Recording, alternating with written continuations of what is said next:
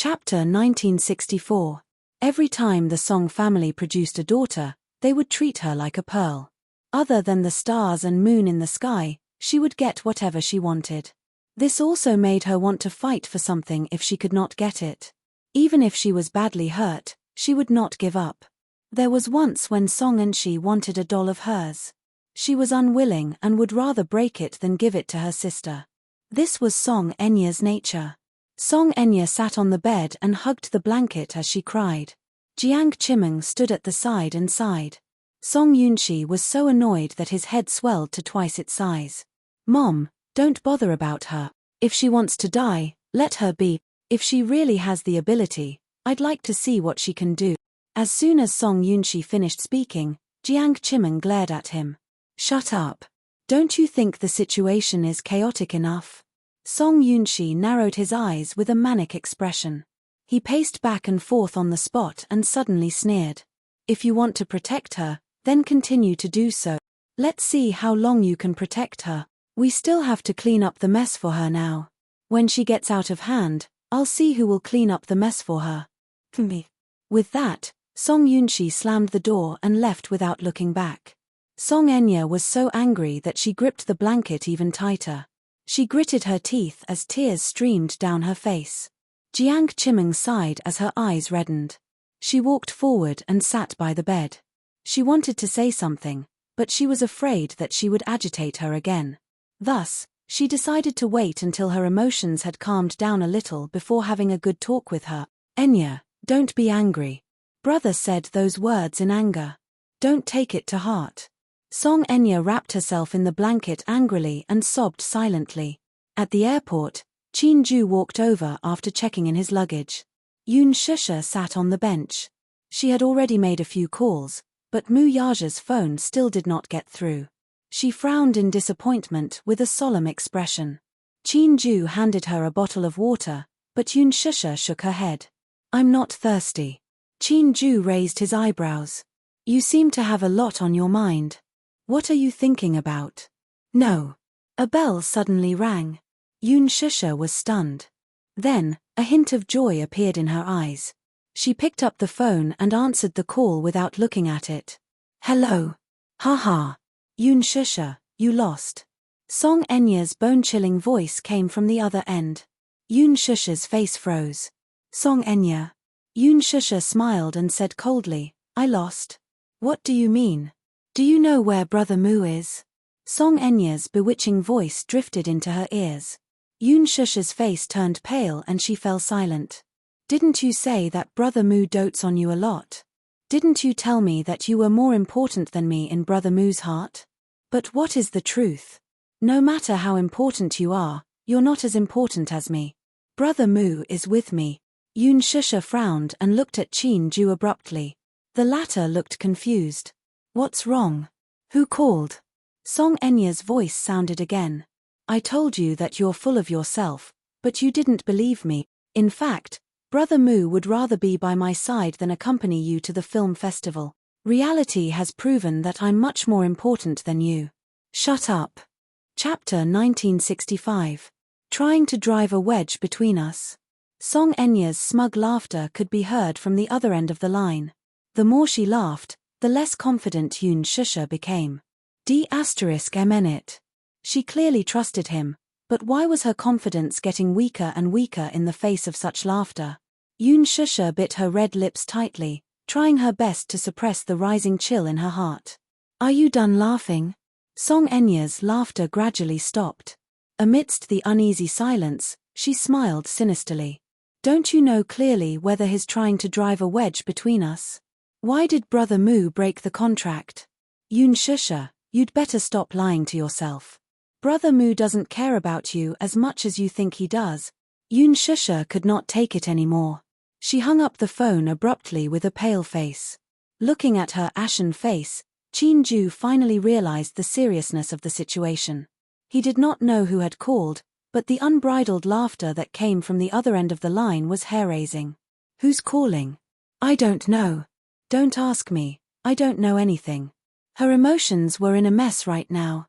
Yun Shusha forced a smile and looked up at him. "Are we going to register soon?" "Yes." Ju nodded his head blankly and responded. Yoon Shusha switched off her phone, put it in her bag, and sat on the stool silently. Ju found this matter extremely strange.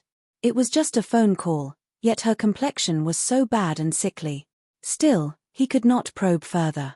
If she did not say anything, he was in no position to get to the bottom of it. After a long silence, Yoon Shusha suddenly asked sullenly, "Did Mu Yaja really not tell you the reason why he cancelled the film festival?" Ju was stunned for a moment before he quickly realized that she was suspecting that he knew about his boss's intentions but was hiding something from her. He quickly clarified, "Boss didn't say anything. If he did, I won't hide it from you." "Okay, thank you. Shusha, don't think too much, and don't doubt your position in the boss's heart. At least, I've never seen a woman occupy such an important position in his heart in all the years I've worked for him." Ju quickly extinguished the fire. He thought to himself, boss is really too unkind. He left such a mess. He promised Shusha to go to the film festival with him. Why did he break his promise just like that? Today, he was about to board the plane when Mu Yaja's assistant called and said that the boss might not be able to catch the afternoon flight. He asked him to fly to Sea City with Yoon Shusha. Therefore, he hurried over to pick up Yoon Shusha. However, the boss didn't explicitly say that he wouldn't fly to Sea City. Ju suspected that he was busy with business and couldn't leave, so he made a temporary arrangement. If the boss couldn't come, then he would let Yoon Shusha walk the red carpet with him. The plane was not delayed at all. Ju and Yoon Shusha successfully boarded the flight to Sea City. Yoon Shusha had just sat down in her seat when an extremely surprised voice suddenly came from the side. "Shusha." She turned her head blankly and saw Hua Jin sitting in the seat next to her. They were separated by an aisle, and he was looking at her with some surprise. "What a coincidence. You're also on this flight?" "Yeah." Chapter 1966. Beside Hua Jin sat his manager. She was a middle-aged woman who looked capable and experienced. She wore glasses and was a little reserved but still polite. At least when she saw Qin Ji Ari, she would give a friendly smile. "Chairman Qin, can I change seats with you? I want to sit with Shusha." Qin Ju heartlessly rejected, "No, if Shusha gets airsick, I still have to take care of her." "I'll take care of her. I'll take care of her. I'm good at taking care of people. Leave Shusha to me." Qin Ju coldly glanced at him. "No. I don't trust you." Hua Jin put on a sincere smile and put his palms together to please Qin Ju. At the side, Hua Jin's manager gently said, "Hua Jin, behave yourself and sit in your seat." Suddenly, she lowered her voice and warned, "If Miss knows that you're sitting with another woman, she'll be angry. Don't worry, I'll coax her later." After saying that, Hua Jin stood up and stuck to Qin Ju, coaxing and pestering. Qin Ju couldn't stop him and begged for mercy. He obediently gave up his seat. After sitting down, Hua Jin pestered her to talk. "Shusha, we're really fated. I didn't expect that we'll be on the same flight. I originally thought that the flight would be boring." "Yeah. Who are you walking the red carpet with this time?" "Qin Ju." "Hey. Why is it him? Why don't you walk the red carpet with me? I'll be alone." "No. Don't." Qin Ju snorted, "Don't think that I can't hear you when you try to steal my girl behind my back." Hua Jin stuck out his tongue mischievously and said in a flirtatious manner, "As the #1 costumer, I have a sizable fan base. Besides, I'm so pretty. Walking down the red carpet with Shusha, a handsome man and a beautiful woman with good looks and charisma, will definitely be a match made in heaven. When the time comes, I'll definitely beat many other actors and become the center of attention under the spotlight. Shusha will definitely attract a lot of fans if she walks the red carpet with me." Qin Ju complained silently, "Are all the people in the circle anti-fans?" Hua Jin retorted, "Who said that? Whoever dares to slander Shusha, I will destroy them." Qin Ju read the newspaper and teased, Not bad. You're very capable." Hua Jin said impatiently, "Well, anyway, it's better for Shusha to walk the red carpet with me than to hold on to a middle-aged uncle like you. The most important thing is that Shusha and I are still very young, but you are already old.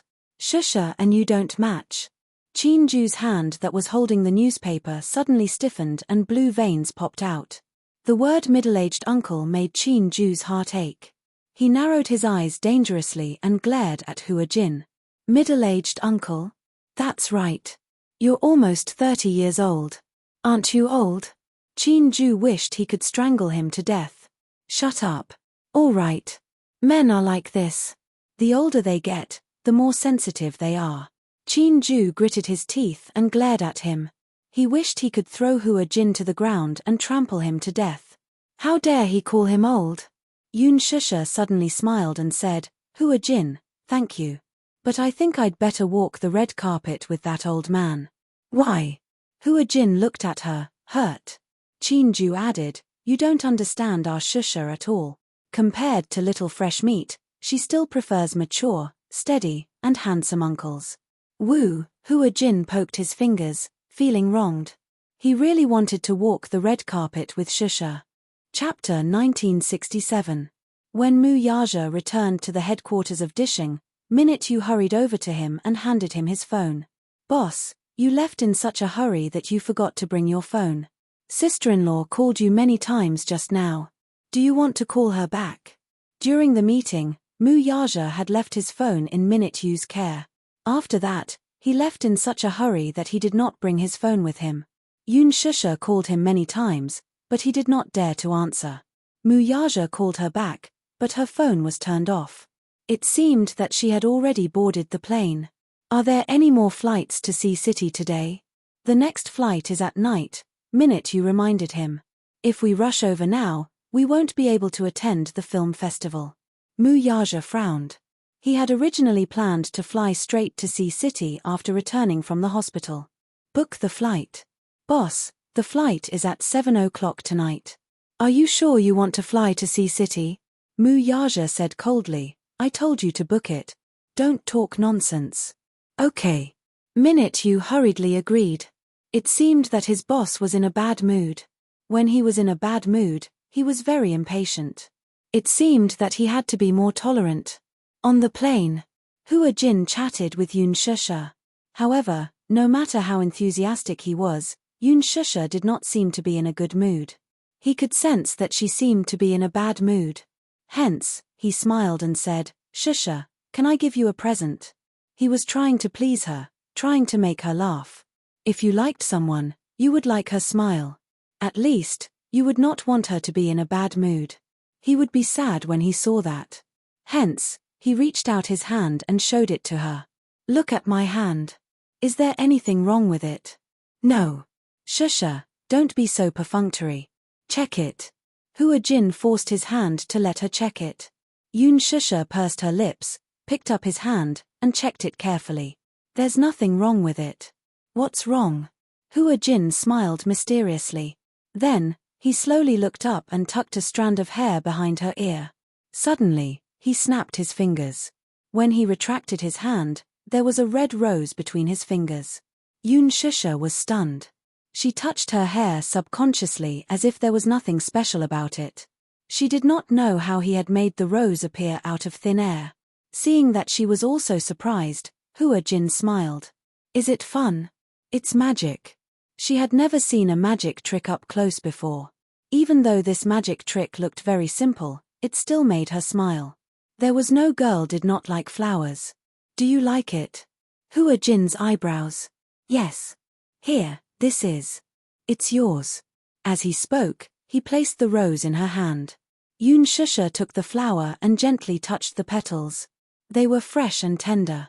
It looked like a fresh flower and was not fake. You know magic. A little trick. It was specially used to coax girls. At that time, when he was in the bar, he often came into contact with such things. Hence, he learned a little from them. Although his skills were clumsy compared to professional magicians, it was a handy trick to coax girls. Chapter 1968. When Jin saw that she was finally smiling, his mood immediately brightened. In fact, he actually adored Shusha. But it was only adoration.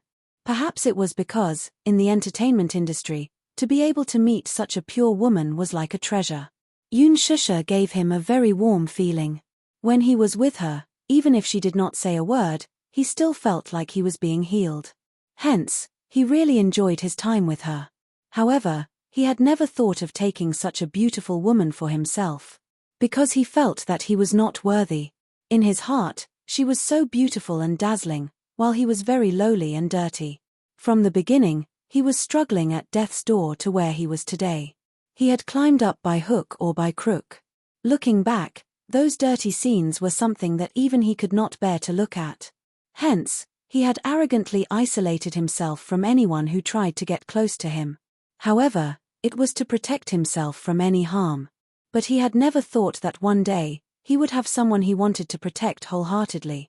Liking someone was really something that could not be grasped. It was often irreplaceable in a single thought. Hua Jin gazed at her side profile gently.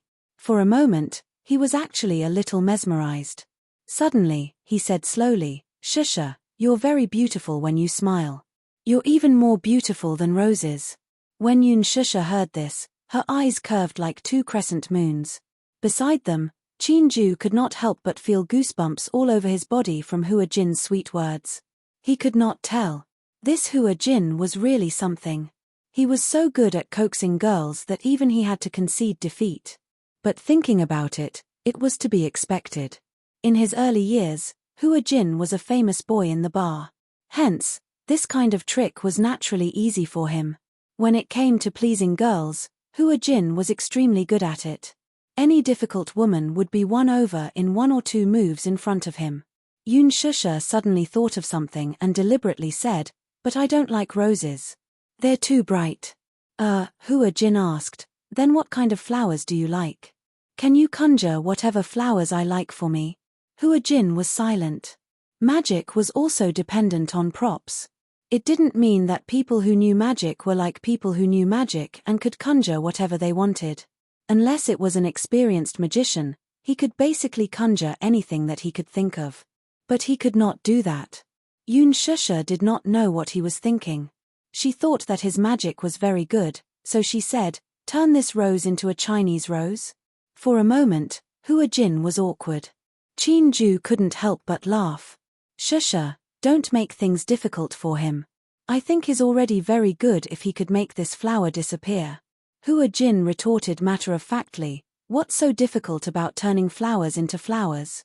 As he said this, he took the rose from Yun Shusha's hand. In the blink of an eye, it disappeared into thin air from his hand. Yun Shusha, who was standing at the side, did not give up. "Then where's my Chinese rose?" Hua Jin looked at her innocently. "Shusha, where did he go to conjure a Chinese rose?" "All right, I won't make things difficult for you. I know you can't do that." As Yun Shusha said this, she spread out her hands and said, "Then conjure another rose for me." Hua Jin was speechless. Could he say that the rose was already damaged? Chapter 1969. It was 4 o'clock in the afternoon when the plane landed in Sea City. As it was winter, the weather was very cold at this time. When they walked out of the airport, they could clearly feel the cold. Coincidentally, Hua Jin and Yun Shusha were staying at the same hotel. They put on their makeup and changed into their gowns in the hotel. Styling was always a big project. After an hour of styling, Yun Shusha stood in front of the mirror and looked at herself. She was beautiful, but not too glamorous. Everything was just right. When she arrived at the venue in the Bentley, the red carpet was full of people competing with each other for beauty. The atmosphere was at its climax. The wind outside was bitterly cold, but the female stars still braved the harsh weather in order to shine the brightest at the film festival. They wore dresses that exposed their shoulders or breasts, and kept posing coquettishly to get as much screen time as possible. The media reporters were already there. They were holding their cameras, and the camera lights were flashing non-stop. It was a lively scene. On the 100-meter red carpet, there were still many loyal fans who braved the cold weather and held their idols' nameplates to cheer for the celebrities. Of course, most of them were fans hired by the celebrities to calm the crowd. The scene was very lively. However, Yun Shusha could not lift her spirits no matter how hard she tried. The film festival that she had been looking forward to for a long time seemed to have lost its significance without Muyaja. In fact, the nervousness he had felt earlier had long disappeared. Ju, on the other hand, was very nervous. It was not his first time walking the red carpet. In the past, when he was managing artists, he often walked the red carpet with them. Jiyu Xingze had walked the red carpet with him many times. When the two of them walked side by side, they usually attracted a lot of attention. However, it was different this time. "Shusha, let's get out of the car." Ju got out of the car first and then reached out to help her. Shusha lifted the hem of her dress and got out of the car elegantly. Then, she held his hand. Although she was not in a good mood, from the moment she got out of the car, she had to put on a smile and elegant posture in front of the camera. She wanted to show her best side to the camera. She took a deep breath and quickly put on a beautiful smile. She was very charming. Shusha and Ju appeared at the end of the red carpet, quickly attracting attention. As for Ju, he was a legendary figure in the entertainment industry. Although he was just a manager, he was more famous than many celebrities. He was the one who single-handedly made Jiyu Xingze famous. It could be said that half of Jiyu Xingze's 10 years of glory were created by him. He was a legendary figure. He kept a low profile behind the scenes, but he had created countless legends for Jiyu Xingze. Another reason was that although he was a manager, he was handsome and dashing. Even many of the popular young actors in the entertainment industry could not be compared to him. It was no surprise that Shusha and Ju appeared together. As everyone knew, Shusha was the only artist under Ju's management. It was expected that he would attend the film festival with his own artist. Speaking of which, Ju felt that it was a pity. If the person standing next to Shusha at this moment was Mu Yaja, no one would dare to claim that they were the best at the film festival. As the male partner, Mu Yaja's presence and fame would crush anyone else at the film festival. But to everyone's surprise, he was absent. Chapter 1970. He could feel Shusha's disappointment. Even though she was smiling, the disappointment in her eyes was hard to hide. She smiled and waved at the enthusiastic fans and media reporters from time to time. She also answered the questions in an orderly manner during the interview. She did not leave out anything. After answering the questions, Ju held her hand and walked into the main hall. Shusha appeared to be very low-key tonight. The other female celebrities could not wait to show off in front of the camera. Even if they were chased away by the host, they still shamelessly refused to leave the red carpet. However, as soon as she signed her name on the signature board, she hurriedly answered a few questions from the media and hurriedly walked into the venue. Everyone was puzzled. At this time, she should be fighting for the camera and the limelight. Why did she want everyone to not pay attention to her? Strange. After Shusha and Ju entered the hall, they sat down. Ju had his own seat, but he was worried about Shusha, so he sat in Mu Yaja's seat. There were many popular actresses sitting in the same row as her. They were all famous actresses in the industry. They were all seated first. When they walked over, they were surprised to see Mu Yaja's name on the name tag beside Shusha's seat. Mu Yaja. Isn't that the young master of Mu Group? Will he be attending the film festival tonight? I don't think so. He is famous for being low-key. Even though he is the big boss of Huanyu, he rarely appears in public. In the past, there were reporters who secretly took photos of him, but they were mercilessly banned by him. Why would he attend such an event? But, the name on the name tag can't be wrong. It is right beside Shusha. Don't tell me, he came with Shusha?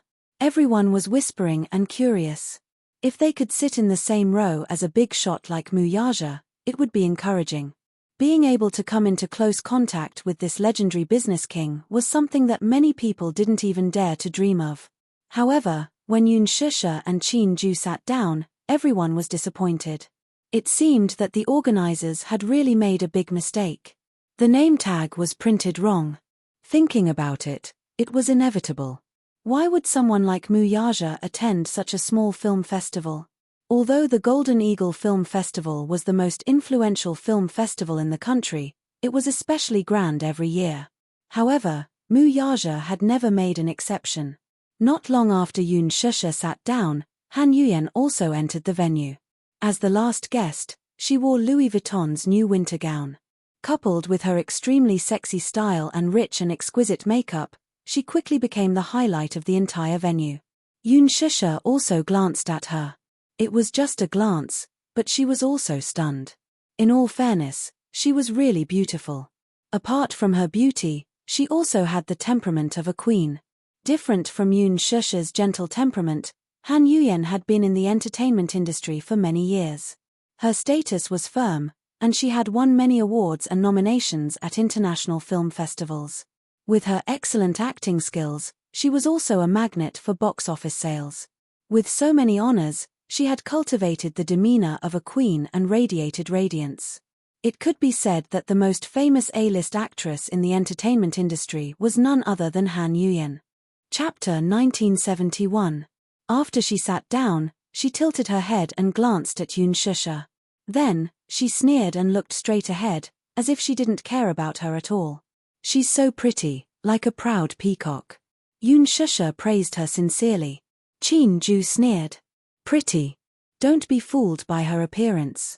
A basin of makeup remover, an old woman from the countryside. If you put on that kind of makeup, how can she compare to you? Yoon Shusha was at a loss for words. Han Yuyen's ears were very sharp, so she heard what Chin Ju said. Or maybe, Chin Ju didn't deliberately avoid her. Maybe he said it for her to hear. When Han Yuyen heard it, she was furious. This Chin Ju was so sharp-tongued. How could she have any face left? But Chin Ju's status was too high. No matter how famous she didn't dare to be his enemy. Han Yuyen clenched her fists so tightly that her sharp nails almost dug into her palms. She barely managed to maintain her composure and not let her anger explode. She smiled elegantly as if she didn't hear it. She looked straight ahead like a proud queen. After a long warm-up, the ceremony officially started at 8 o'clock in the evening. This time, the MCs were Young Mi and Lee Joseon. According to Chin Ju, the original MCs of the film festival were Ji Yuxingza and Han Yuyen. However, after Ji Yuxingza was banned, the MC list was changed. Huan Yu had been promoting Young Mi and Lee Joseon recently. The two of them starred in a TV series together, and it was at a time when the ratings were hot. Most of the ceremonies of the film festival were a combination of handsome men and beautiful women. Of course, there were a few occasions when there were two male actors. However, although the MCs this time were good-looking, they didn't seem to be important enough. This time, the lineup of the film festival was very strong. Even Han Yuyen was there. Young Mi's fame was still okay, but Lee Joseon's fame seemed to have faded a little. After the two of them appeared, the audience erupted into cheers. Young Mi smiled. It's my honor to appear on this stage as the MC of the film festival today. Facing so many seniors below the stage, I'm actually quite nervous. This is my first time hosting the Golden Eagle Film Festival. As a host, I'm still a newbie and I'm still lacking a lot. Although my hosting skills may not be at a high level, allow me to express my respect and seriousness for the Golden Eagle Film Festival. Yong Jian covered his chest and bowed. Another round of applause came from the audience. Then, Lee Joseon also gave a congratulatory speech for the film festival. With just a few words, the atmosphere at the scene was lifted. The opening of a film festival was usually very boring. First, the VIPs would be invited to give an important speech. Then, after a round of performances, the awards would be announced. The first round of awards was for the Best Director of the Year and the Best Movie of the Year. First, it was Best Director. The screen first showed the list of nominees and the video clips of the representative works. Unsurprisingly, Lin Fengtian was nominated. The shortlist was generated through a long process of online voting. It was fair and just. There were a total of 10 people on the shortlist. Finally, after a competition, the final prize was awarded. Lin Fengtian's votes had been maintained at a very high level. The box office sales of The Green Apple and its strong reputation made him a strong candidate for the Best Director award. Yoon Shusha finally felt a little nervous. Chapter 1972. Before this, she had paid special attention to the list of nominees. The competition was very strong. If Lin Fengtian wanted to win the award, he still needed to have some ability. Of course, ability was needed, but so was background. Yoon Shusha hoped that Lin Fengtian would win the award. It was not out of selfishness, but in her eyes, Lin Fengtian had the ability. Although Lin Fengtian did not need a trophy to prove himself, Yoon Shusha felt that in the future, there seemed to be no one on the list of directors who could compare to Lin Fengtian's influence and professionalism. The guest presenter for the Best Director Award was the most famous veteran actor in the film industry, Chen Haimin. The veteran actor was over 50 years old and was no longer young. Last year, he had suffered from cancer. After 6 months of fighting against it, he finally defeated the disease. After returning to the film industry, he took on a few films and received good reviews. Although he was old, when he stood on the stage in a well-ironed Chinese tunic suit with his signature smile, he still looked energetic. As soon as he spoke, the audience burst into thunderous applause. I have been away from the stage for 3 years. Now that I am standing at this award ceremony, it is as if I have returned home. Dear relatives sitting below the stage, please allow me the honor to present this sacred and solemn award. The applause rose again. In the film industry, the director is the leader of film and television works. It is like the highest commander in the army. The victory or defeat of the team depends on his leadership ability. After 100 years of settling down, there have been many outstanding directors in the domestic film industry. However, I believe that a director's excellence is not solely determined by the box office. Quality and cultivation, as well as a respectful attitude toward the film industry, are also important factors to consider. It is my honor to receive the award today. The director of this award is also one of the best directors in my heart. I am fortunate to have worked with him for 1 or 2 films. The most unforgettable thing is his extremely professional attitude. Everyone should have guessed who the person I am talking about is. Chen Haimin smiled as he looked at the cue cards and swept his gaze across the audience. The audience was in an uproar. Through Chen Haimin's revelation, they could roughly guess who it was. Lin Fengtian, who was sitting in the first row, suddenly smiled. Yoon Shusha held Qin Ju's hand nervously. I think Director Lin has a chance. Qin Ju couldn't help but tease. It's not like you're the one who won the award. Why are you so excited? Director Lin's trophy is much more important than mine. How can I not be excited? Just as she was feeling nervous, Chen Haimin's deep voice came from the stage. The winner of this year's Best Director Award is Lin Fengtian. His representative work, The Green Apple. Amidst the thunderous applause, Lin Fengtian stood up from his seat and slowly walked to the front of the stage under everyone's gaze. Chen Haimin hugged him and gave him the trophy. Then, he gave him the microphone. It was his home court now. Lin Fengtian stood in front of the microphone and gently raised the trophy in his hand with a smile. I'm honored, I'm truly honored. I am able to obtain this trophy under the witness of all my friend. The trophy is heavy and represents the audience's recognition and love for me. I feel very honored. Chapter 1973. I've been in this industry for more than 10 years. From the beginning as a cameraman, to the release of female films everywhere, to the current The Green Apple that finally broke the Chinese box office record. I was afraid that I wasn't good enough. I was afraid that I wouldn't be recognized by the audience. But thank you to everyone who fought with me. This year, I did it. To me, The Green Apple isn't just a youth film. It's a step in my career as a director. This is a milestone. Also, I have to thank the big family in the production team for letting me feel the joy and happiness of growing up. This trophy doesn't just belong to me, it also belongs to all of you. Thank you. Yoon Shusha smiled and applauded. Lin Fengtian deserved the Best Director Award. Li Jiuxian smiled and said, Director Lin, this trophy carries a lot of weight, but it's also well deserved. All my glory also belongs to the unknown behind-the-scenes crew. They are all heroes. Thank you. On the stage, Lin Fengtian was humble and polite. It was hard to imagine that this man was the devil director who had scolded all the main actors on the set. After Lin Fengtian left the stage, the awards were announced one after another. The Green Apple was nominated for many awards.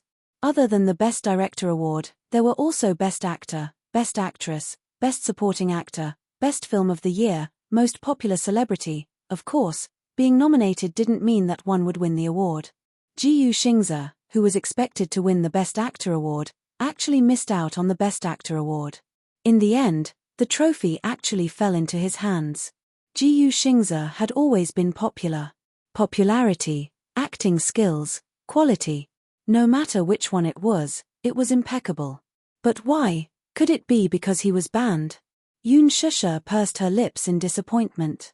Qin Ju glanced at her and quickly understood why she was disappointed. He immediately said, "Don't be sad. Xingze didn't win the award because he's not capable enough. Don't be fooled by the low level of the film market in the second half of the year. There are many cases of bad actors making up the numbers. But there are still many good works in the first half of the year, like Mekong River Tragedy, Flying Sword of Snow Mountain, City of Pain. There are many outstanding works. There are many people. But Xingze's acting isn't worse than theirs." Yoon Shusha was obviously unconvinced. Qin Ju explained, "But youth films have always been at a disadvantage in the competition for such awards. It couldn't be compared to those films that had a profound meaning, so it was expected that they wouldn't win the Best Actor award." "Calm down a little." Yoon Shusha nodded slowly. At the side, Han Yuyen suddenly sneered. "Do you think you'll definitely win the award just because you've been nominated? It's just acting in a youth film. Can you act out a sense of superiority? A youth film like The Green Apple may be able to fool students, but it's difficult to. It's an elegant and refined place. Yoon Shusha, I don't think you should have any expectations. You won't get any awards anyway. At most, I'll give you the Best Newcomer award for fun." Yoon Shusha turned around expressionlessly. She glanced at her and smiled gracefully. "It seems that I have a bad memory. For someone like movie queen Han, who came from a prestigious background, she probably wouldn't care about such inferior works like youth films. However, if I remember correctly, your Virgo is Lin." Chapter 1974. Yoon Shusha's words left Han Yuyen speechless. She could only glare at her angrily. What a sharp-tongued B***tch. How dare she bicker with her? Who does she think she is? Yoon Shusha glanced at Han Yuyen's sinister but fake smile and laughed mercilessly. "You said I acted in a teen film to show off my sense of superiority. Interesting. But what about you, Best Actress Han? You've gone overseas for gold plating, and you're already a 36. Ninth grade. Haha, impressive. You." Han Yuyen was so agitated that her face turned red. No matter how thick the foundation was, it was still difficult to hide the redness on her face from her extreme anger. She had indeed debuted because of Bamboo Dragonfly and had received many good resources because of this film. However, she had always looked down on teen films. Therefore, after she became famous, she took on many artistic films. Although they were good but not very popular, they had accumulated sufficient reputation. Of course, there were some controversial films, such as Butterfly. In the film, she played a prostitute who underwent special training to become a female spy in the intelligence agency. Her life was full of ups and downs. Because the plot was sensitive, it was not released in the country. Many people on the internet scolded her for being a traitor. However, this film had successfully opened up international resources for her, and with her outstanding performance in this film, she had entered the Hollywood market. Although there was a lot of criticism in the country, Han Yuyen later did charity work and promoted charity work, washing away her unglamorous image. Yoon Shusha especially despised people like her. In her heart, no matter what kind of film it was, as long as it won the approval and love of the audience and was not a shoddy production, it had its own value. The Green Apple was an excellent film in her heart, and she would not allow anyone to tarnish it. Moreover, Han Yuyen could be said to have been made famous by Lin Fengtian. Now, she had turned around and insulted her mentor's work. It was really infuriating. Qin Ju was shocked that Yoon Shusha dared to retort. At the same time, he was annoyed by Han Yuyen's deliberate provocation. "Han Yuyen, you seem to be very talkative. If you can't keep your mouth shut, I don't mind sewing it up for you." Qin Ju's words were much more forceful. Hearing this, Han Yuyen snorted coldly and turned her head away, not daring to say anything else. However, The resentment in his heart towards Yoon Shusha was becoming more and more extreme. Before Yoon Shusha, Lin Fengtian had also worked with many female celebrities. Lin Fengtian was different from other directors. In order to guarantee the box office, most of the other directors would offer a high price of tens of millions to use A-list young actresses. Shadow media didn't need much publicity to have enough influence. But Lin Fengtian was not. The amount of money he offered depended on the performance of the actor. He would rather spend tens of millions on the post-production of the film, as well as the filming budget. When it came to casting, he still preferred to use newcomers most of the time. Firstly, newcomers were very easy to sculpt. Although they were not famous, they were just a blank piece of paper, so he could sculpt them however he wanted. Secondly, newcomers knew how to cherish opportunities that were hard to come by. They were humble and polite, and many newcomers were even more outstanding than those popular starlets. For example, Yoon Shusha's acting skills were much better than many other starlets. Chapter 1975.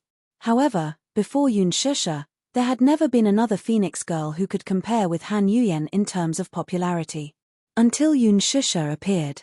She came with a vengeance and was exposed overnight. Her popularity was even greater than Han Yuyen's. Of course, Han Yuyen was unhappy. No one wanted to be outshone by anyone else. With Yoon Shusha, many people secretly laughed and said that Yoon Shusha would be the second Han Yuyen in the future. Han Yuyen was old and no longer young. Her popularity was probably over. Han Yuyen was almost driven mad by these comments. Yoon Shusha, why are you paying attention to her? She's almost a has-been and she's jealous of you. Chin Ju laughed. Jealous? How can I not be jealous? You can still act as a middle school student.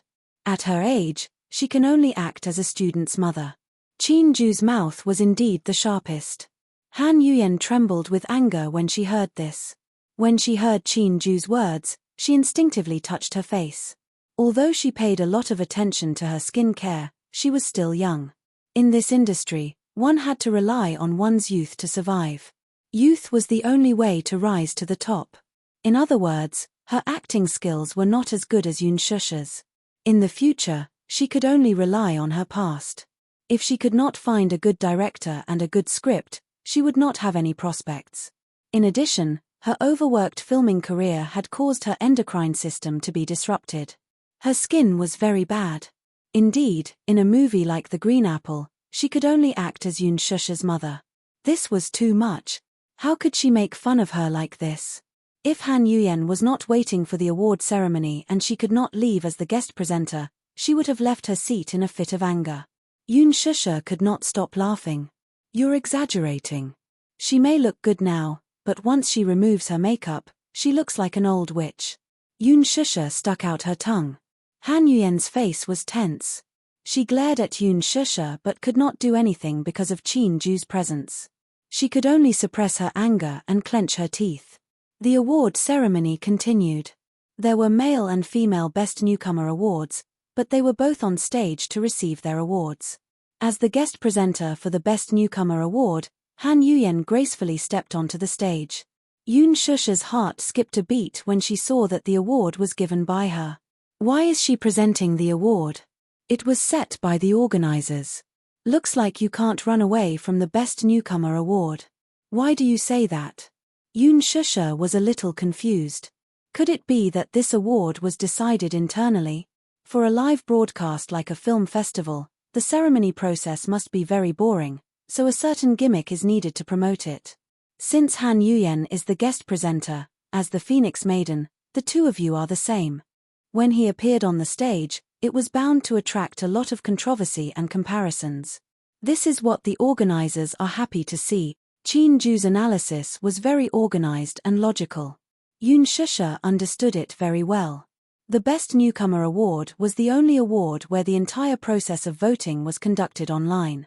It was absolutely open, fair, and just.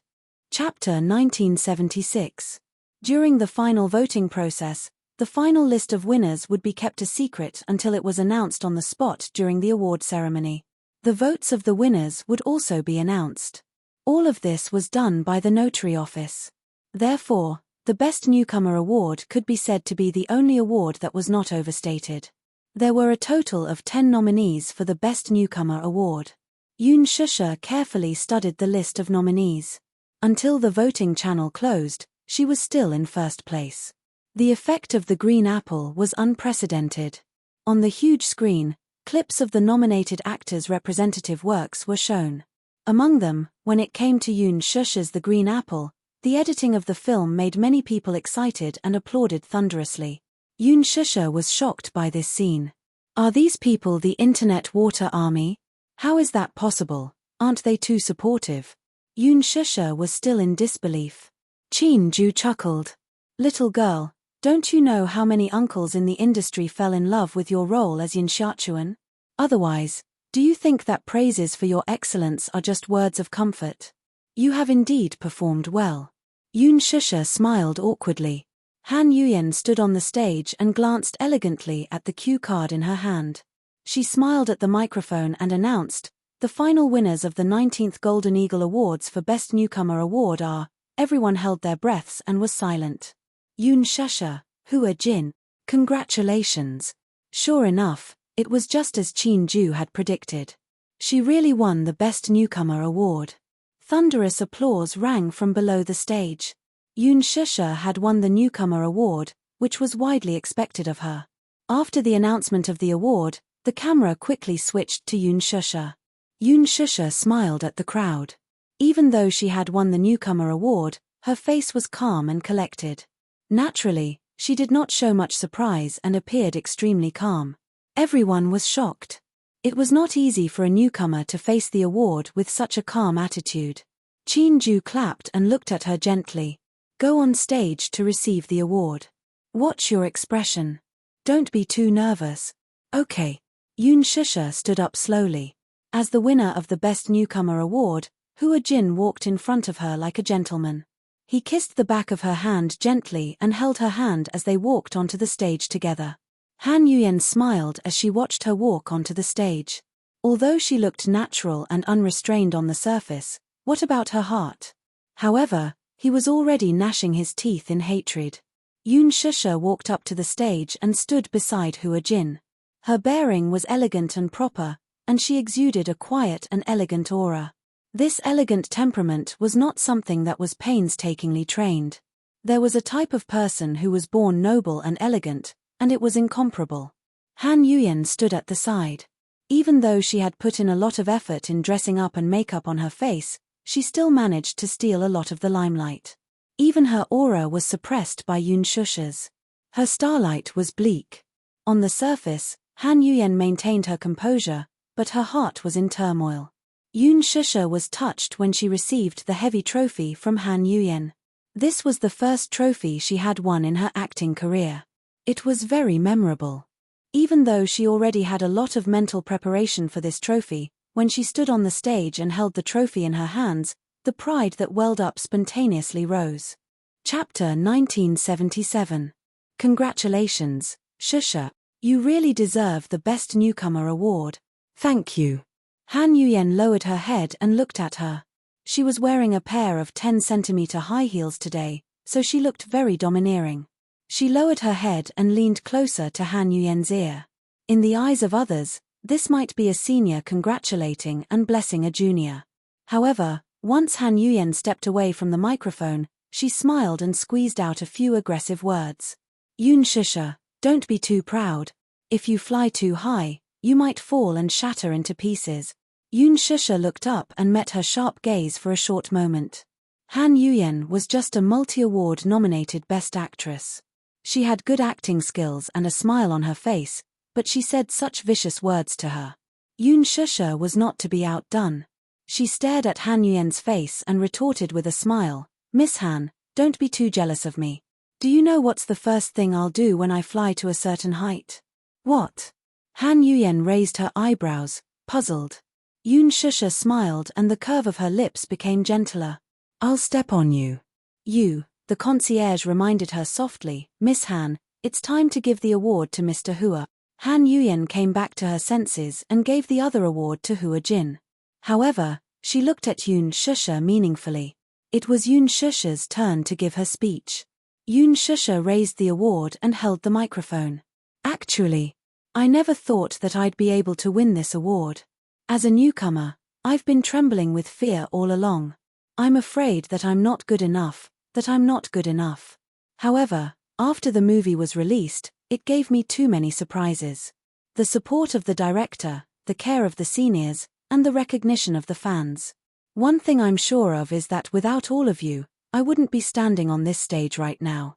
When she went down the stage, Chin-ju asked, "What did Han Yuyen say to you just now?" "Congratulations from the seniors." Chin-ju didn't believe her. He didn't even need to think about it. Han Yuyen wouldn't say anything nice. There's no need to be so calculative with her. Yoon Shusha was very open-minded and didn't take it to heart. Yoon Shusha had been mentally prepared, but now that she was holding the heavy award in her hand, her heartbeat quickened. She was happy. At this moment, she suddenly felt that all her efforts might be worth it. She was lucky. The Best Newcomer award was a once-in-a-lifetime opportunity for an actor, regardless of everything. It was an honor that no amount of awards could exchange for. Of course, she was honored. If she didn't get it, it would be a regret. She was very open-minded when it came to awards. If she didn't win, she would smile and encourage her. However, without the witness of that person, this moment of glory seemed to have lost its profound meaning. At the end of the award ceremony, most of the awards had been announced. Many celebrities had already left the venue. Alas, she insisted on sitting until the end. After all, this was a respectful attitude toward the movie. Chin-ju became more and more certain. A person who knew how to respect others, at least in terms of character and accomplishment, was worthy of recognition. The Green Apple was a big success. Apart from the Best Screenplay, Best Director, and Most Popular Film of the Year, it also won the Best Newcomer and Best Editing awards. Chapter 1978. Although The Green Apple was excellent, there were many other works that deserved recognition. There was also a small incident in the middle. Actually, the Best Actress of the film festival had already been decided internally. With the Moo Group's strong investment, he had made an irreversible condition back then. The Best Actress award for this year's Golden Eagle Awards must go to Yoon Shusha and no one else. Hence, Yoon Shusha could have won the Best Actress of the film festival. Unfortunately, there was a conflict among the judges. Moo Yaja was not present at the event. Hence, when the organizers saw that the Moo Group's highest authority was not present, they had selfish motives. In the end, the voting process was skewed, and another investor used underhanded means to take away the original Yoon Shusha's Best Actress award was given to Lin Ji. Yoon Shusha only found out about this from Chin-ju after she returned to the hotel. Chin-ju only found out about it after the award ceremony ended. He was furious. No wonder there seemed to be a conflict at the judges' table when they were giving out this award. A few of the judges were arguing about something with ashen faces. They were playing tricks and manipulating the situation behind the scenes. They had actually stolen Yoon Shusha's Best Actress award. If not for this interlude, the title of Best Actress would eventually fall to Yoon Shusha. This would be a historic moment for the Golden Eagle Awards. If she could win both the Best Newcomer award and Best Actress award at the same time, it would be a great honor for Yoon Shusha.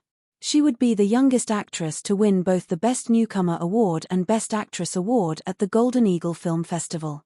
For a young newcomer, this was an enviable honor. However, due to various reasons, it could only be a pity. Chin-ju did not inform Yoon Shusha on the way. He was afraid that she would feel disappointed and depressed. However, Yoon Shusha did not feel that disappointed. Lin Ji's team had manipulated the situation behind the scenes, and so had Moo Yaja. Compared to his absence from the film festival, everything else seemed less important. She said to Chin-ju, "Don't worry, I'm not that weak.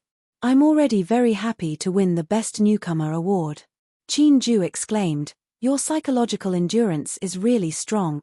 If it were any other female artist, they would probably be crying under their blankets right now. One shouldn't be too greedy. One must know how to be content." Chin-ju nodded and reminded her, "It's getting late. Have a good rest. We'll return to the capital tomorrow morning." "Yes." Yoon Shusha returned to the empty room and gently placed the trophy on the table. She stared at it for a while, then got up and went to the shower to wash up. After washing up, she went to bed early. Her mood was a little messy, so she lay on the bed, tossing and turning, unable to fall asleep. When he closed his eyes, the whole world was noisy. In the middle of the night, just as she was about to fall asleep, her phone screen suddenly lit up. It was a message. Yoon Shusha unlocked the phone and saw that it was from Chin-ju. "I'll wait for you on the rooftop." It was a simple sentence with 6 words, concise and clear. Tiantai. There was a rooftop in this hotel, but it was on the 28th floor. Why did Chin-ju ask her to go to the rooftop? It was the middle of the night. Wasn't he going to sleep? Yoon Shusha called back, but she could not get through. That was strange. Chapter 1979. She made a few calls, but none of them went through. Was it because the hotel's signal was not good? That was strange. Chin-ju's phone was always connected, and the signal was excellent. Sometimes, he could receive her phone even when there was no signal. Yoon Shusha dialed more than 10 times, but there was still no response.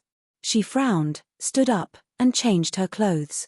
The night was cold, so she put on a jacket, opened the door, and walked out. She seemed to remember which room Chin-ju was in. 1502. She was on the 14th floor, and Chin-ju was on the 15th floor. He mentioned the room number to her and said that she could knock on the door if there was anything. But she did not pay attention at that time, so she did not remember Chin-ju's room number.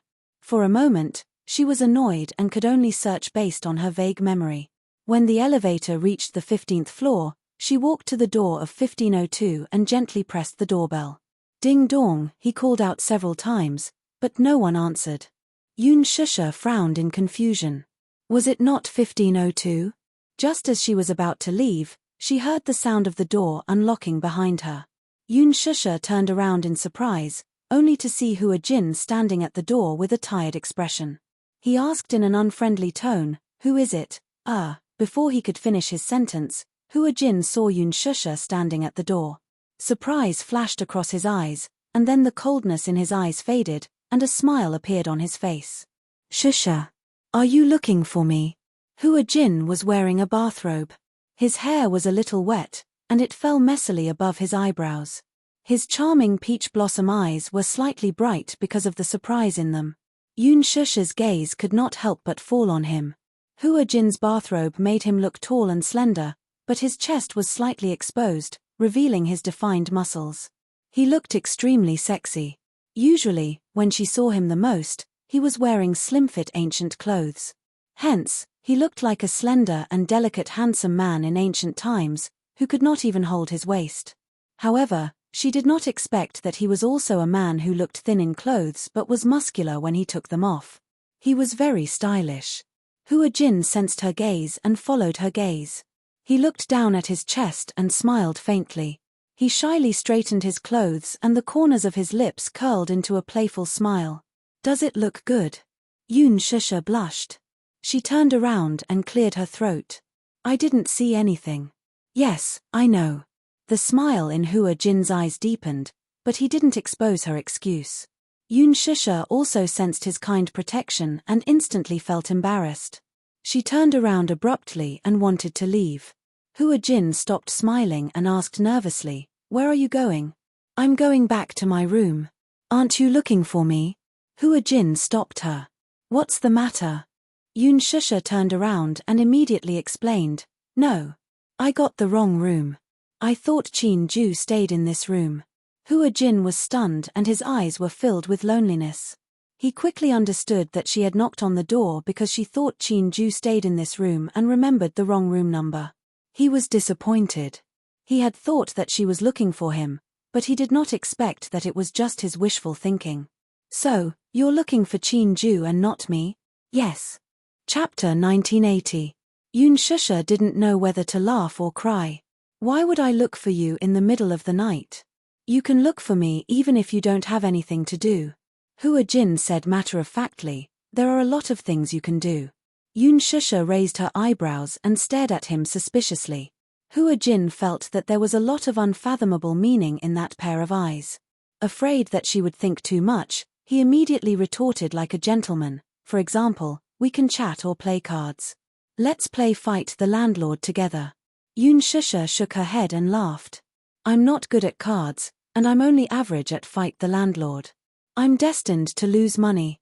If you're not good enough, I can go easy on you. Hua Jin smiled, but he seemed very generous. Yoon Shusha teased, you're so rich. Mahjong is fine too. I don't know how to play Mahjong. Hua Jin was stunned. Then what do you know? Yoon Shusha couldn't be bothered with him. She had wasted a lot of time coming and going. She was still anxious to find Chin Ju, so she said, I'm not telling you. If you're bored and can't sleep, don't drag me along. After I find Chin Ju, I'll go back to my room to rest. I have a flight tomorrow morning. Shusha. Wait a minute. Hua Jin saw that she was about to turn and leave, so he quickly stopped her. What? Yoon Shusha looked at him warily, not knowing what he wanted to do. You don't know Chin Ju's room number, right? Yeah. Why? I can help you ask. 5 minutes later, Yoon Shusha sat uneasily in Hua Jin's room and looked around. The luxurious suite Hua Jin was in was twice as big as her suite. Most importantly, it had a sky garden. Standing on the balcony and looking out at the city, the scenery was beautiful and beautiful. Especially, looking from afar, it was as if she was in the vast starry sky. Hua Jin sat in front of the bedside table with one hand holding the phone. Seeing her look at the garden and balcony, he couldn't help but laugh. Do you like it? Yes, I do. Yoon Shusha praised from the bottom of her heart, it's very beautiful. Such a suite is really too luxurious. Garden suite. You can enjoy the night view and it's very quiet. Hua Jin dialed the number at the front desk and said with a smile, if you like, you can stay here tonight. Yoon Shusha threw a pillow at her. Shut up. Are you trying to play rogue with me? I wouldn't dare. Ouch, it hurts. Hua Jin covered his nose and begged for mercy. While the two of them were fooling around, the phone at the front desk was connected. Hua Jin immediately asked, hello, I would like to ask for the room number of a guest. Yoon Shusha, who was standing at the side, came to a sudden realization. She was still wondering why Hua Jin called the front desk. It turned out that he could check the room number. Stupid. Why didn't she think of that? His brain was really slow. However, Hua Jin suddenly frowned and his expression became strange. What do you mean? The system has been hacked. Yeah. Just now, the server at the front desk was hacked and the system went black. The technical department is already doing emergency maintenance. It happened so suddenly and I'm really sorry. We have already registered your request. However, due to the system crash, I'm afraid we won't be able to find the information you want for the time being. The front desk kept apologizing, obviously feeling guilty. Hua Jin put down the phone. Yoon Shusha immediately asked, how was it? Chapter 1981. Yoon Shusha frowned. She felt that something was amiss. She only regretted that she didn't remember Chin Ju's room number when he told her about it. The screen of her phone flashed again. She looked down and saw that she had received a text message. Shusha, I have something to talk to you about. I'll be waiting for you on the rooftop. Yoon Shusha suddenly stood up. Hua Jin also stood up nervously. Where are you going? I'm going to look for Chin Ju. He said he'll be waiting for me on the rooftop. Asking a girl to go to the rooftop in the middle of the night. No matter how he thought about it, it felt a little strange. I'll go with you. Hua Jin was obviously worried, so he suggested. Yoon Shusha shook her head and said, no need. Maybe he's in a bad mood and drinking alone on the rooftop. He wants me to go over and talk to him for a while. Okay. Hua Jin nodded hesitantly. Then, he looked at her worriedly. Be careful then. It's cold on the rooftop. Don't catch a cold. Thank you. Hua Jin's sincere concern warmed Yoon Shusha's heart. She then left the room and walked up the staircase. There was no direct elevator to the rooftop. She needed to reach the top floor and then walk up the stairs. The highest floor of the hotel was the 27th floor. The radio station was at the top, 28th floor. It was very high. After reaching the 27th floor, she turned a corner and walked through a long corridor. Then, she saw the stairs that led to the rooftop. She put her phone in her pocket and slowly picked up the stairs to walk up. Amidst the palpitating silence, her footsteps were crisp and powerful. When they collided with the marble table, they knocked on her heart. However, she felt oppressed. The corridor was too quiet. Perhaps because this floor was rarely visited by people, the lights in the corridor flickered because they had not been repaired for many years. Just like in horror movies, she felt that there was a pair of eyes filled with hatred staring at her from the dark corner behind her. It stared at her back as if it wanted to pierce through her body. Yoon Shusha's heart was beating like a drum. The staircase leading to the rooftop was so long. In the dim light, she didn't walk fast. However, in the deathly silence, the uneasiness and fear made her flustered. However, gradually, she began to have a very strong sixth sense. It didn't seem to be an illusion.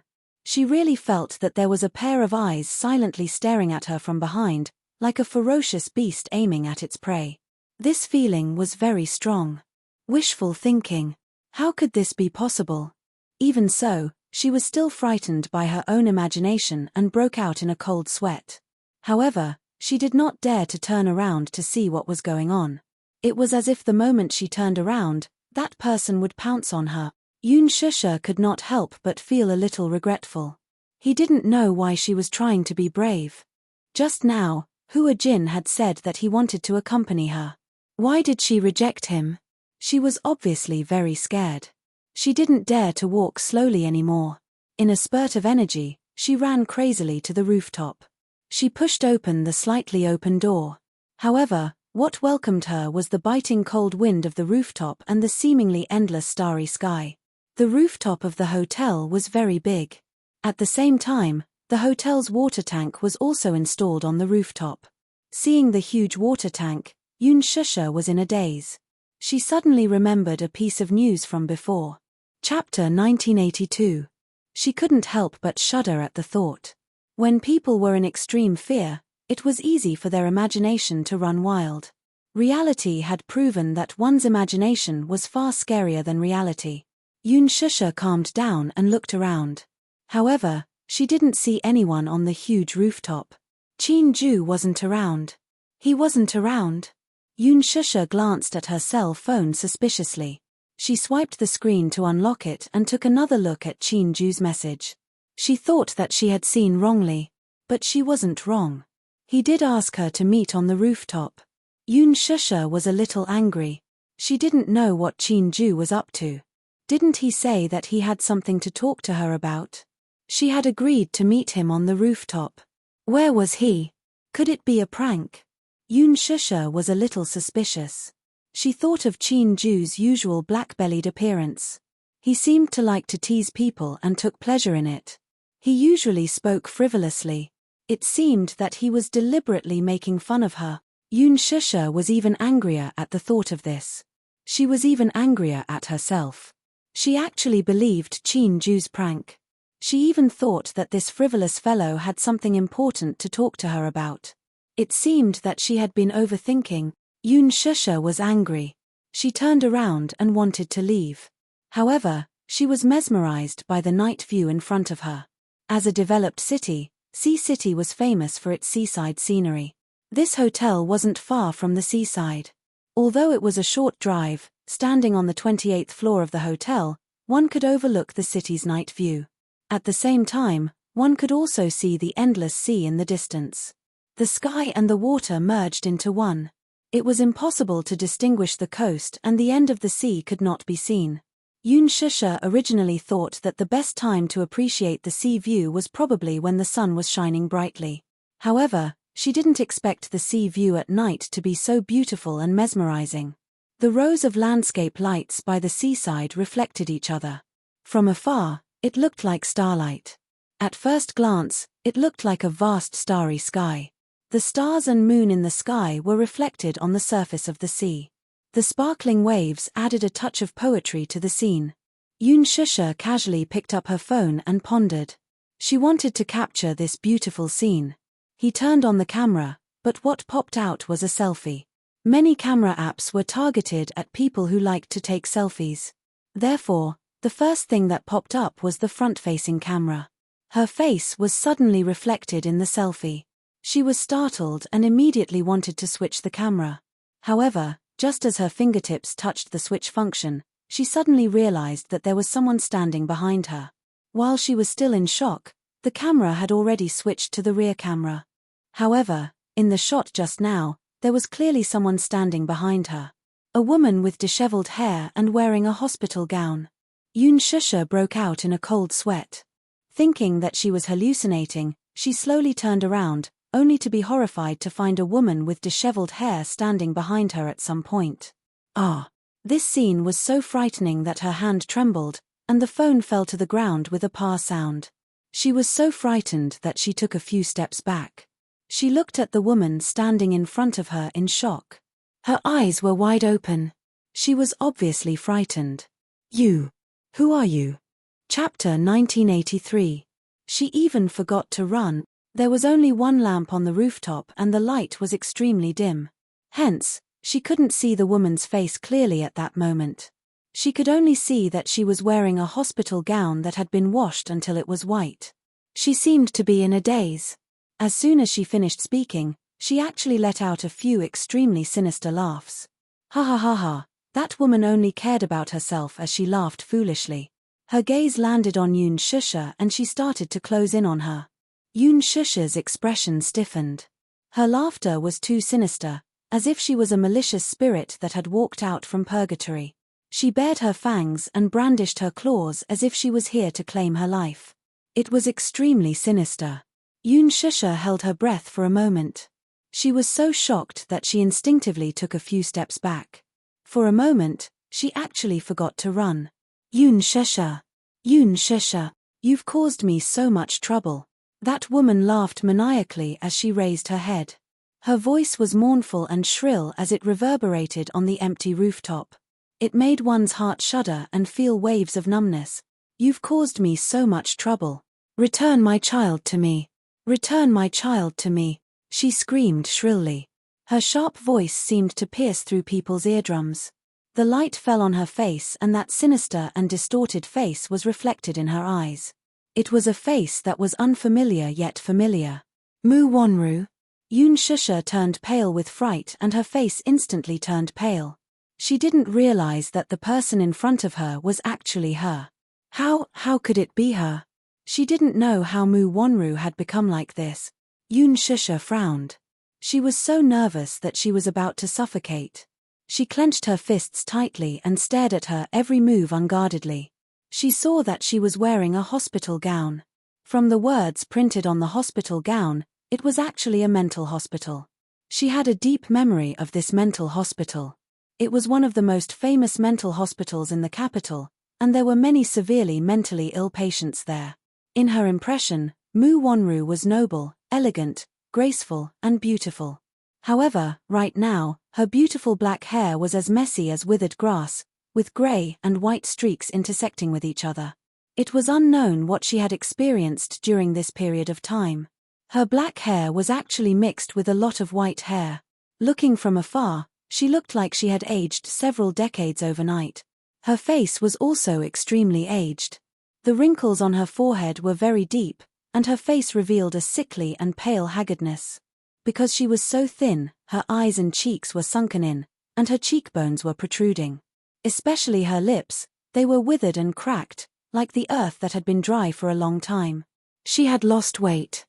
Originally, she was still a little plump, but now, she was as thin as bones, like a walking skeleton.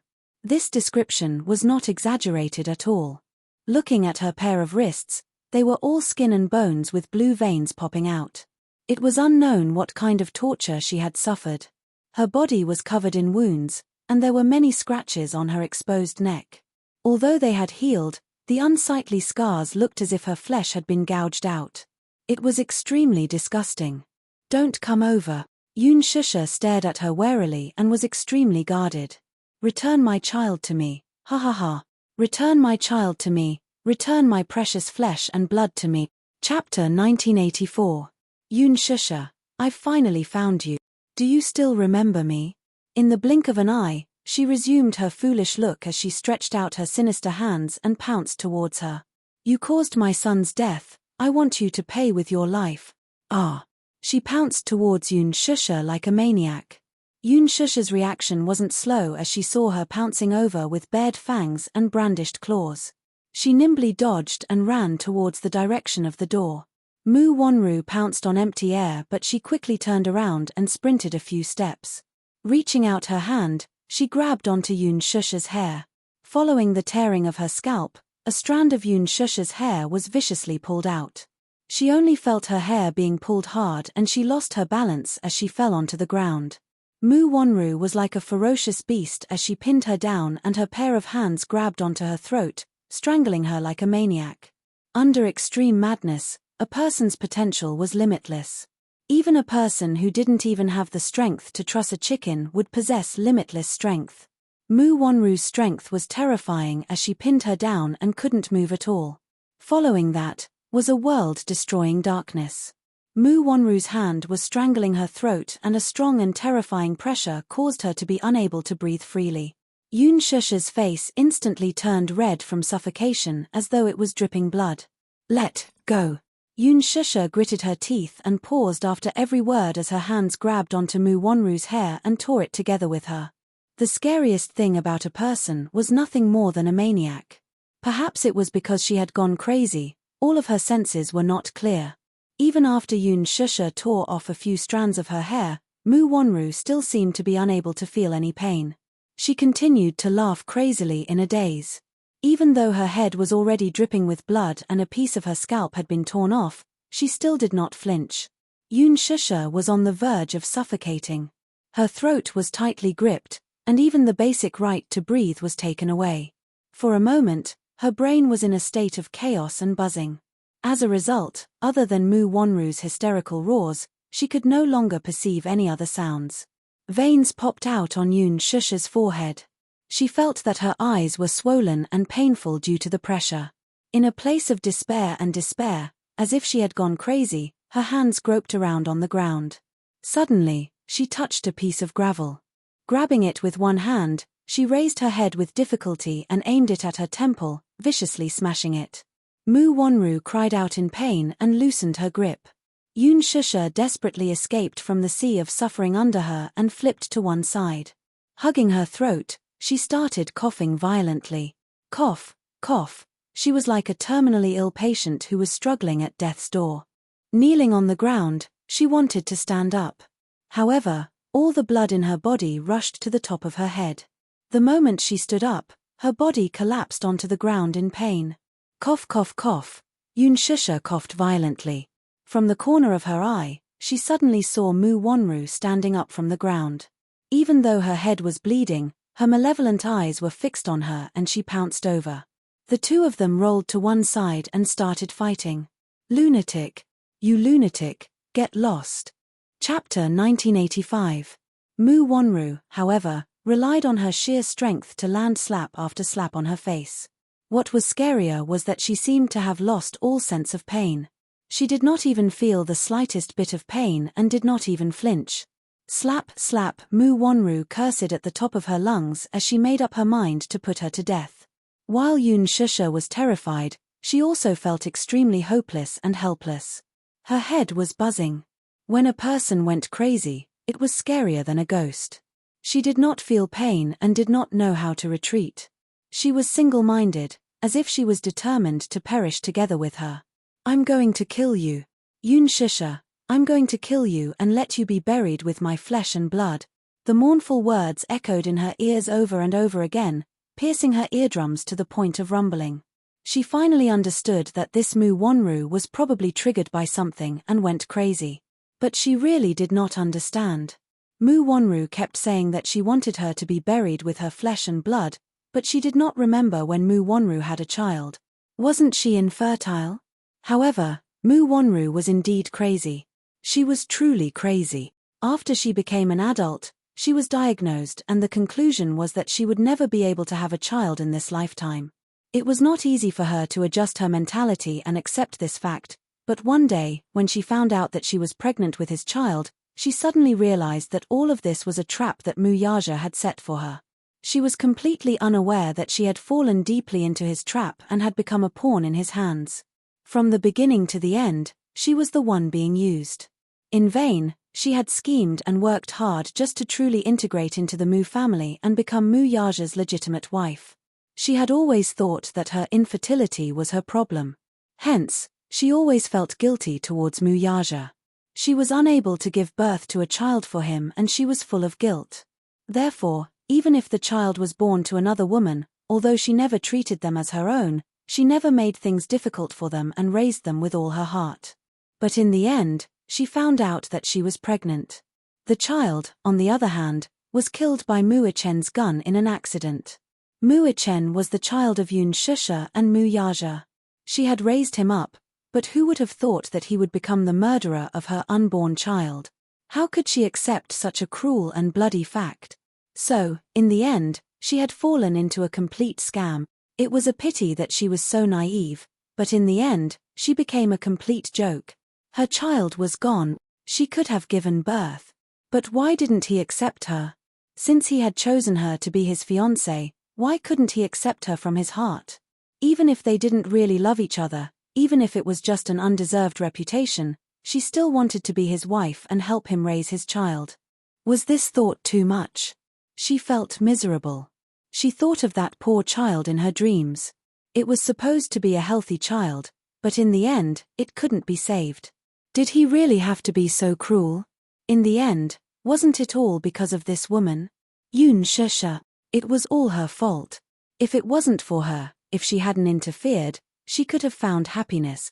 Perhaps, through hard work, she could have gained Muyaja's recognition. Chapter 1986. Mu Wonru's eyes lit up with flames, just like the hellfire in purgatory. Yun Shusha. Everything was because of this wretched woman. She was the main culprit. Kill her. She must definitely kill her and let her accompany her own flesh and blood in death. If it wasn't for her, she would definitely be able to obtain happiness and Muyaja's heart. But her interference had ruined everything. It was this demonic thought that had driven her crazy. Mu Wonru grabbed onto Yun Shusha's hair and viciously smashed the back of her head onto the ground. But in that instance, Yun Shusha only felt a buzz in her head and it was so painful that her eyes were filled with shock. The world seemed to have overlapped with each other and every breath was extremely clear in her ears. But it was also this instance that completely ignited her latent will to live. She couldn't die. She knew very well that if she didn't resist and break free from this crazy woman, she would definitely be forced to her death. She couldn't die. With this determination, her entire body seemed to have been injected with adrenaline and in that instance, it was as if countless amounts of energy had been condensed. Yun Shusha suddenly grabbed onto Mu Wonru's hair and without knowing where she got the strength from, she kicked her away. Mu Wonru suddenly fell backwards onto the ground and was unprepared for Yun Shusha's kick to one side. This time, Yun Shusha's strength was unparalleled and her latent will to live had given her a huge amount of strength. Mu Wonru only felt a wave of pain in her stomach as she violently vomited out a trace of blood. That kick had actually caused her internal organs to rupture. Not knowing if it was stomach bleeding or something else, Mu Wonru crawled on the ground and vomited out another mouthful of blood. Yun Shusha climbed up from the ground and regained her energy as she suddenly pounced over and kicked Mu Wonru to the ground again. She viciously kicked her a few times and seeing her struggling to get up, she suddenly sat on top of her and viciously punched her face. Bang! Mu Wonru was hit so hard that she was dizzy. Yun Shusha followed her example and grabbed her hair, slamming her to the ground. What right do you have to resent me, Mu Wonru, if it wasn't for you? Yun Shusha's eyes were bloodshot. She gritted her teeth and her voice was filled with hatred, anger, and grievance. The bitterness that had been suppressed for so many years had finally been released. All of a sudden, it erupted like a flood. If it wasn't for you, I don't know how to wander around. If it wasn't for you, Yo-Yo and I wouldn't have had to suffer so much. You're clearly the one who snatched everything from me, yet you don't reflect on yourself. Instead, you bully me time and time again. Are you blaming me? Is this my fault? Bang! In the crazy wrestling, Mu Wonru's head hit the ground countless times, and blood flowed from her head. I worked so hard to survive. Am I the third party? Am I the one who interfered and caused you to be like this? No, you brought this upon yourself. You can't live. Yoon Shusha was furious as she fought back crazily. Mu Wonru didn't have the strength to fight back. She allowed Yoon Shusha to violently grab her hair and slam her to the ground time and time again. She had a splitting headache and even felt her head spinning. She was so numb that she had lost all sense of pain. Even if she fought back, Yoon Shusha quickly blocked her attacks. Chapter 1987. You're the cruel executioner. It's you, not me. Everything that you're in now is your own fault. After Mu Wonru lost consciousness for a short while, her hatred was revived. The expression on her face became even more ferocious and fierce, like a wild beast eyeing its prey. There had never been a woman who would display the ferocity of a wild beast. Mu Wonru's murderous aura was as frightening as that of a malicious spirit. I'll kill you. I'll kill you. Mu Wonru's desperate and hoarse roar reverberated on the huge rooftop, reverberating with waves of chilling murderous intent. She also did not know where the terrifying strength came from. She suddenly got up and tangled with Yoon Shusha again. The two of them rolled a few meters away from the edge of the rooftop and started wrestling with each other, throwing punches at each other. A few meters away from the edge, as far as the eye could see, it was more than 100 meters high in the sky. Once they lost their footing and fell, they would be smashed to pieces. I'll kill you. I'll kill you. Yoon Shusha, you deserve to die. You deserve to die. Go to hell. Mu Wonru roared angrily as she hit her crazily. Yoon Shusha parried and fought back at the same time. The two of them were covered with cuts and bruises at the same time. Especially Mu Wonru, she was in an even more miserable state. Not only was there a wound on her face, blood was flowing from the back of her head. The hospital gown on her was also torn into tatters and did not cover her body at all. Yoon Shusha was in good condition. Only the corner of her mouth was bruised and there was a bloody wound on her forehead, which was bleeding non-stop. Her clothes were stained with dust as they fought. However, Mu Wonru was determined to kill. Taking advantage of Yoon Shusha's distraction, she strangled her neck again. Yoon Shusha felt suffocated. Her vision turned black and her throat felt like it was being crushed by a jack. She felt that her throat was about to be broken. Just when she felt that she was about to suffocate, bang, a loud sound was heard. In the next second, Mu Wonru's eyes widened and her body stiffened horribly. Following that, she swayed and fell to one side. Yoon Shusha opened her eyes with difficulty. She covered her throat and was extremely defensive. Hua Jin's nervous face came into view. Shusha, he helped her up and held her in his arms. His heart ached as he looked at the wounds all over her body. His eyes were filled with tears. Especially when she saw the scars on his forehead, she felt a great heartache. Don't be afraid, it's me, Hua Jin. I'm sorry. I'm late. Yoon Shusha instinctively wanted to defend herself and break free, but Hua Jin quickly and gently comforted her, finally calming her down. At first, when Yoon Shusha left the room, Hua Jin had planned to rest. But no matter how he thought about it, it felt strange. Based on his understanding of Chin-ju, what was so important that he couldn't say it over the phone or in the room? Why did he want to meet on the rooftop? It just so happened that the hotel's front desk system was hacked. How could there be such a coincidence? It was too strange. Hua Jin was so worried that he hurried to the rooftop. There were two passageways to the rooftop. Yoon Shusha took door A, but he took door B. Door B was already closed and locked. There was a door between the two passageways that he couldn't break through. He had no choice but to turn back and go through the elevator. Door A was not locked. When he arrived at the rooftop, he saw a shocking scene. Chapter 1988. If she was the slightest bit careless and fell from a height of more than 100 meters, she would undoubtedly be smashed to pieces. Hua Jin rushed over, picked up a broken iron pipe from the ground, and smashed it hard on Mu Wonru's head. When Yoon Shusha saw that it was him, she heaved a sigh of relief, and her whole body relaxed. You're here. Hua Jin. Yeah. I'm here. Don't be afraid. You're safe. You'll be fine. He comforted her in such a gentle voice, as if he was comforting a frightened child who had been awakened by a nightmare. He was the one who was the most afraid. If he had come a little later, who knew what this crazy woman would have done to her? The consequences would have been unimaginable. He should have known that this was probably a trap. Who would ask someone to meet on the rooftop in the middle of the night to talk? It was such a cold day, and Chin-ju was not an idiot. She was so stupid to actually believe it. Nowadays, hacker technology was so advanced that it was not difficult to steal a person's phone IP to send a text message.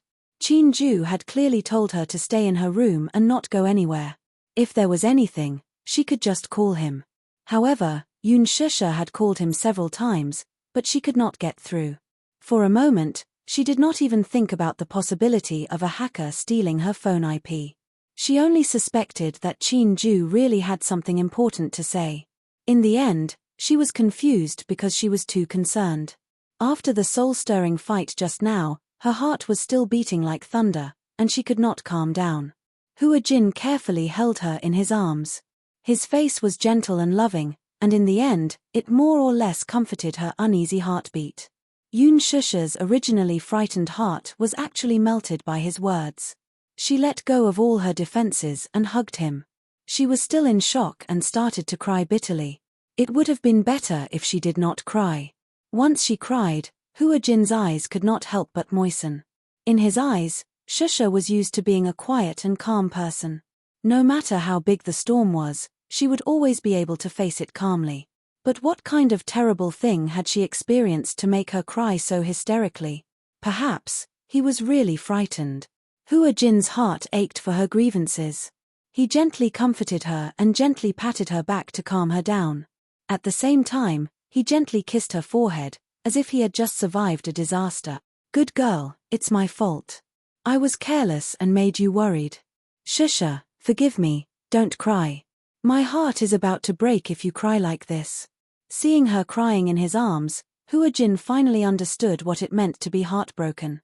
Pain filled his entire heart. Yoon Shusha gradually stopped crying. After she recovered some of her physical strength, she choked and said, "Let's get out of here quickly." "All right. Call the police." Yoon Shusha gritted her teeth and spat out 2 words. She didn't know if Mu Wonru was still breathing, but she didn't dare to touch her. This was the primary crime scene. Right now, they should call the police immediately and let the police handle it. Okay. Hua Jin wanted to carry her, but this action affected the wound on her back. Hiss. Yoon Shusha was in so much pain that she frowned. The rooftop was made of cement, and the ground was very rough with jagged gravel. The wound on her back was probably caused by the gravel during the scuffle. Yoon Shusha insisted on walking on her own. Chapter 1989. Yoon Shusha insisted on walking on her own. Hua Jin had no other choice. He placed her on the ground and supported her steadily, supporting her center of gravity. At the side, Mu Wonru was lying on the ground with her face facing the ground. Her knuckles suddenly moved, and her eyes suddenly opened, emitting a cold glint. However, all of Hua Jin's attention was focused on her, and he did not notice it at all. "Walk slowly, be careful." Just as he finished speaking, he suddenly heard hurried footsteps coming from behind him.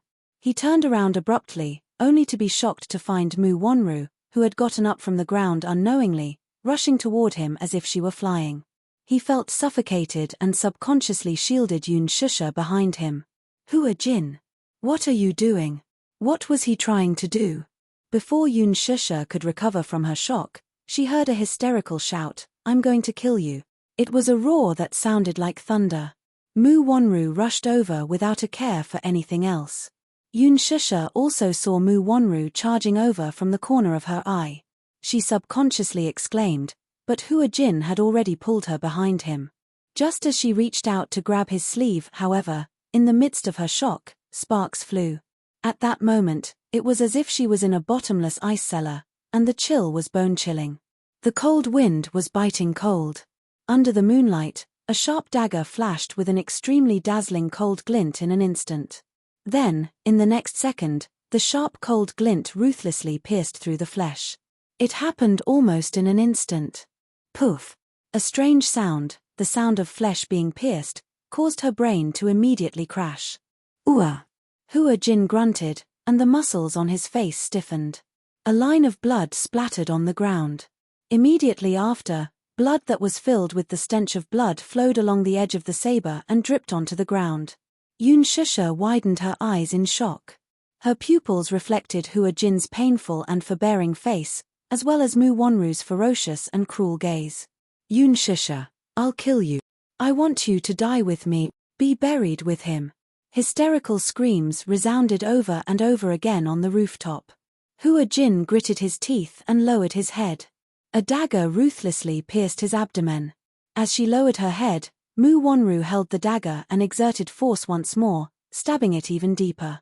Hua Jin's body swayed slightly. His legs went soft, and he half knelt on the ground, frozen on the spot. Hua Jin! Hua Jin! Yun Shusha stared blankly at this scene, especially at the blood-soaked ground. Her mind went blank in an instant. Tears welled up in her eyes. She gritted her teeth fiercely, and her eyes that were filled with monstrous rage swept towards Mu Wonru. You're the one who deserves to die. Yun Shusha lunged over and choked her neck. She was in a state of extreme despair, so much so that she hysterically choked Mu Wonru's neck, determined to kill her. You're the one who deserves to die. Mu Wonru, you're the one who deserves to die. She was crying and shouting. Why did she always have to hurt others? Why did she have to resort to unscrupulous means to take revenge on others for her misfortune? I'll kill you. I'll kill you. Yun Shusha choked her and forced her to the edge of the building. Behind Mu Wonru, if she took another half step back, she would be 100,000 feet high in the sky. The wild evening wind tore at their clothes. You want me to die? Ha ha ha. Then let's perish together. Chapter 1990. Yun Shusha shrank back, but Mu Wonru seemed determined to perish together with her. She took a step back and her body fell down the building. Due to the heavy inertia and Mu Wonru's unrelenting grip on her hand, Yun Shusha's center of gravity was dragged down by her as well. No. Hua Jin's screams could be heard from behind. Ha ha ha. Yun Shusha, go to hell with me. The second before she fell, Mu Wonru threw her head back and laughed wantonly. Using all her strength, she cursed at her before her body plummeted to the ground at a rapid speed. Yun Shusha was caught off guard and was brought down the edge of the building. The feeling of losing one's center of gravity was terrifying. She was about to fall from the sky. She imagined the scene of her body being smashed into pieces. It would be a horrible sight. In an instant, time seemed to have stopped, and the miserable state of death flashed before her eyes like a revolving lantern. Then, Yo-Yo and Xiao Ichen's innocent smiles appeared before her eyes. Mommy. No, she couldn't die. She couldn't die. Her strong will to live made her whole body quiver. Yun Shusha gasped for breath. Her body was about to leave the ground and fall to the ground. At this critical moment, she used all her strength. After calming down, she stretched out her hands and grabbed a steel pipe at the edge of the building. She managed to stabilize her center of gravity after holding on to it. However, her entire body was hanging outside the building. She glanced at the neon lights of the city below her. The city was bustling, and the stars were falling. Humans were as small as ants. Fear and uneasiness from the high altitude made her not dare to look down again. From the corner of her eye, she could only see Mu Wonru's free-falling figure. Her limbs were stretched out and she was still letting out a heart-piercing, maniacal laughter. Her body was ethereal like a thin piece of paper fluttering in the cold wind. At this moment, human life was actually so fragile. Being blown by the cold wind outside the tall building, it floated down to the ground. Immediately after, there was a loud bang. Even though he was more than 100 meters in the air, he could still clearly hear the sound of the collision with the ground. He could even hear the screams of the passers-by, which made his hair stand on end. Yun Shusha closed her eyes tightly. Witnessing a person go from a fresh life to hell was so shocking. Tears flowed from the corners of his eyes. Yun Shusha cried as she clung tightly to the edge. She desperately clung to the gap, but her arm strength was not enough to support all of her weight. In the past, when she saw people climbing cliffs on TV, she always felt anxious and helpless. However, after experiencing it personally, it turned out that a person's strength was so weak. She was on the brink of death. She didn't know how long she could hold on without anyone's help. If he was the slightest bit careless, even if it was the slightest loosening of his finger joint, he might fall into eternal damnation. Imagining the miserable scene of falling to the ground with her limbs twisted and her head bleeding, Shusha was scared out of her wits. She originally thought that she was very brave and was not afraid of the threat of death. However, facing death directly, no matter how deep one's understanding was, one was not so strong that one was not afraid of death. She then realized that she was actually so afraid of death. Hang in there. Shusha. Chapter 1991. Shusha widened her eyes and saw Hua Jin's pained face. He crawled over with difficulty and reached out his hand to her. Hold on to me. Hold on to my hand. Shusha panted heavily and shook her head. No. You can't hold on to me. Trust me. Hua Jin endured the pain and stretched out his hand. Hold on to me. Shusha hesitantly tried to loosen her left hand. However, she only loosened a finger joint and her body suddenly sank. She almost lost her grip and fell. At this moment, her whole body was tense. All her nerves and joints were in a deadlock. Even if she loosened a finger joint, she would lose her center of gravity. If she loosened her hand, Hua Jin would not be able to catch her in time and she would fall. Hua Jin, I can still hold on. Shusha, with your arm strength, you won't be able to hold on for long. Hua Jin's face was solemn and serious. He no longer had the playful and joking look he used to have. You won't be able to hold on for more than a minute. A woman's strength could not be compared to a man's.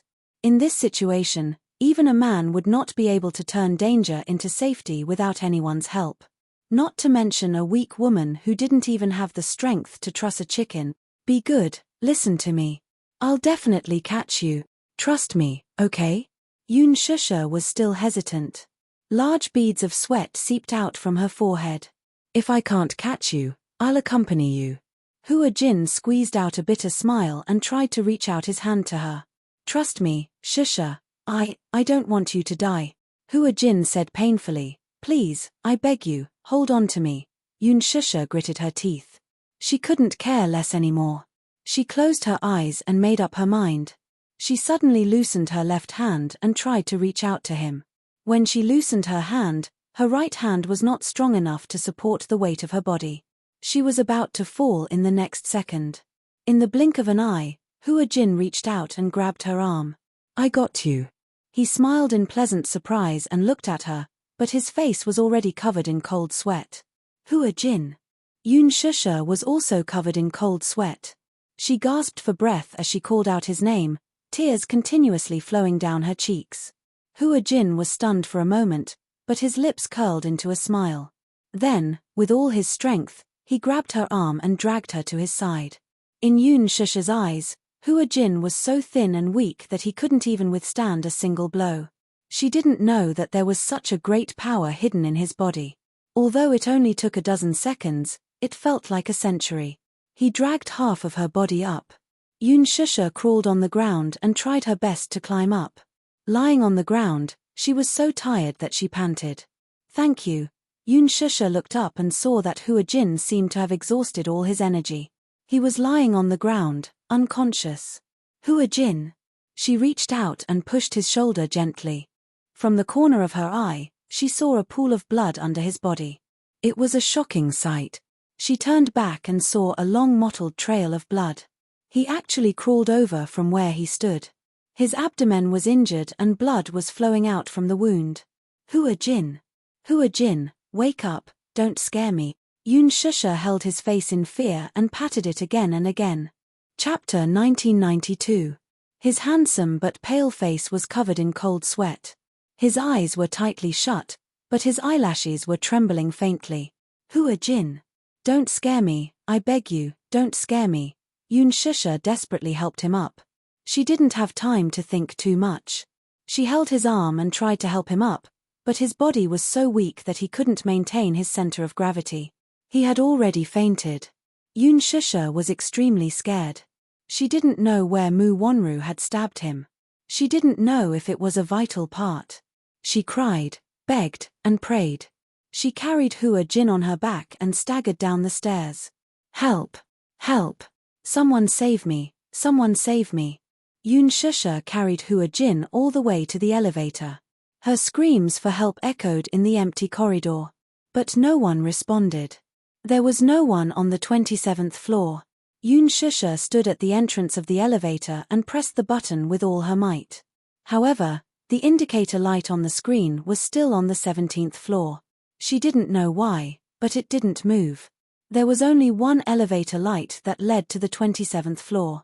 The elevator stayed on the 17th floor and didn't move. She was going crazy. Hurry! Hurry! Yoon Shusha pressed the button crazily. Finally, the number started to jump, but it stopped at the 20th floor. Hurry! Yoon Shusha urged at the top of her lungs. She almost broke the button. Just as she was about to break down, the elevator stopped and finally reached the 28th floor. Yoon Shusha was so anxious that she was about to cry. When the elevator door opened, Yoon Shusha carried Hua Jin and rushed in recklessly. There were many people standing in the elevator. They saw a woman covered in blood suddenly rushing in from the dark corridor. She was carrying a man on her back and they didn't know if he was dead or alive. They screamed in fear. Ah! Yoon Shusha couldn't take it anymore and asked them for help. Call 120. Hurry up. What's the situation? What happened? A terrorist attack. So much blood. Yoon Shusha was on the verge of tears. She pleaded again and again, call the police. I beg you, call the police. All right. It was probably because they saw how helpless she was and how she didn't seem like a bad person. The man she was carrying was unconscious, covered in blood, and looked like he was on his last breath. These people reacted quickly and immediately picked up their phones to call 120. The other one was more quick-witted. He even helped her call the police and briefly explained the situation. The elevator soon reached the first floor. With everyone's help, Hua Jin was carefully carried out. The lobby manager at the front desk was on duty. He had just received a call saying that someone had fallen off the building and was about to go out to check on the situation. When he saw this scene, he was scared out of his wits. Where is the infirmary? Yoon Shusha grabbed the manager's clothes and asked anxiously. Miss, please calm down. How am I supposed to calm down when he's already dying? Take him to the infirmary and stop the bleeding. All right. Although the lobby manager didn't understand the situation, he still led Yoon Shusha to the infirmary. Shusha, all of a sudden, Hua Jin let out a feeble voice. Yoon Shusha immediately went over. I'm here, okay.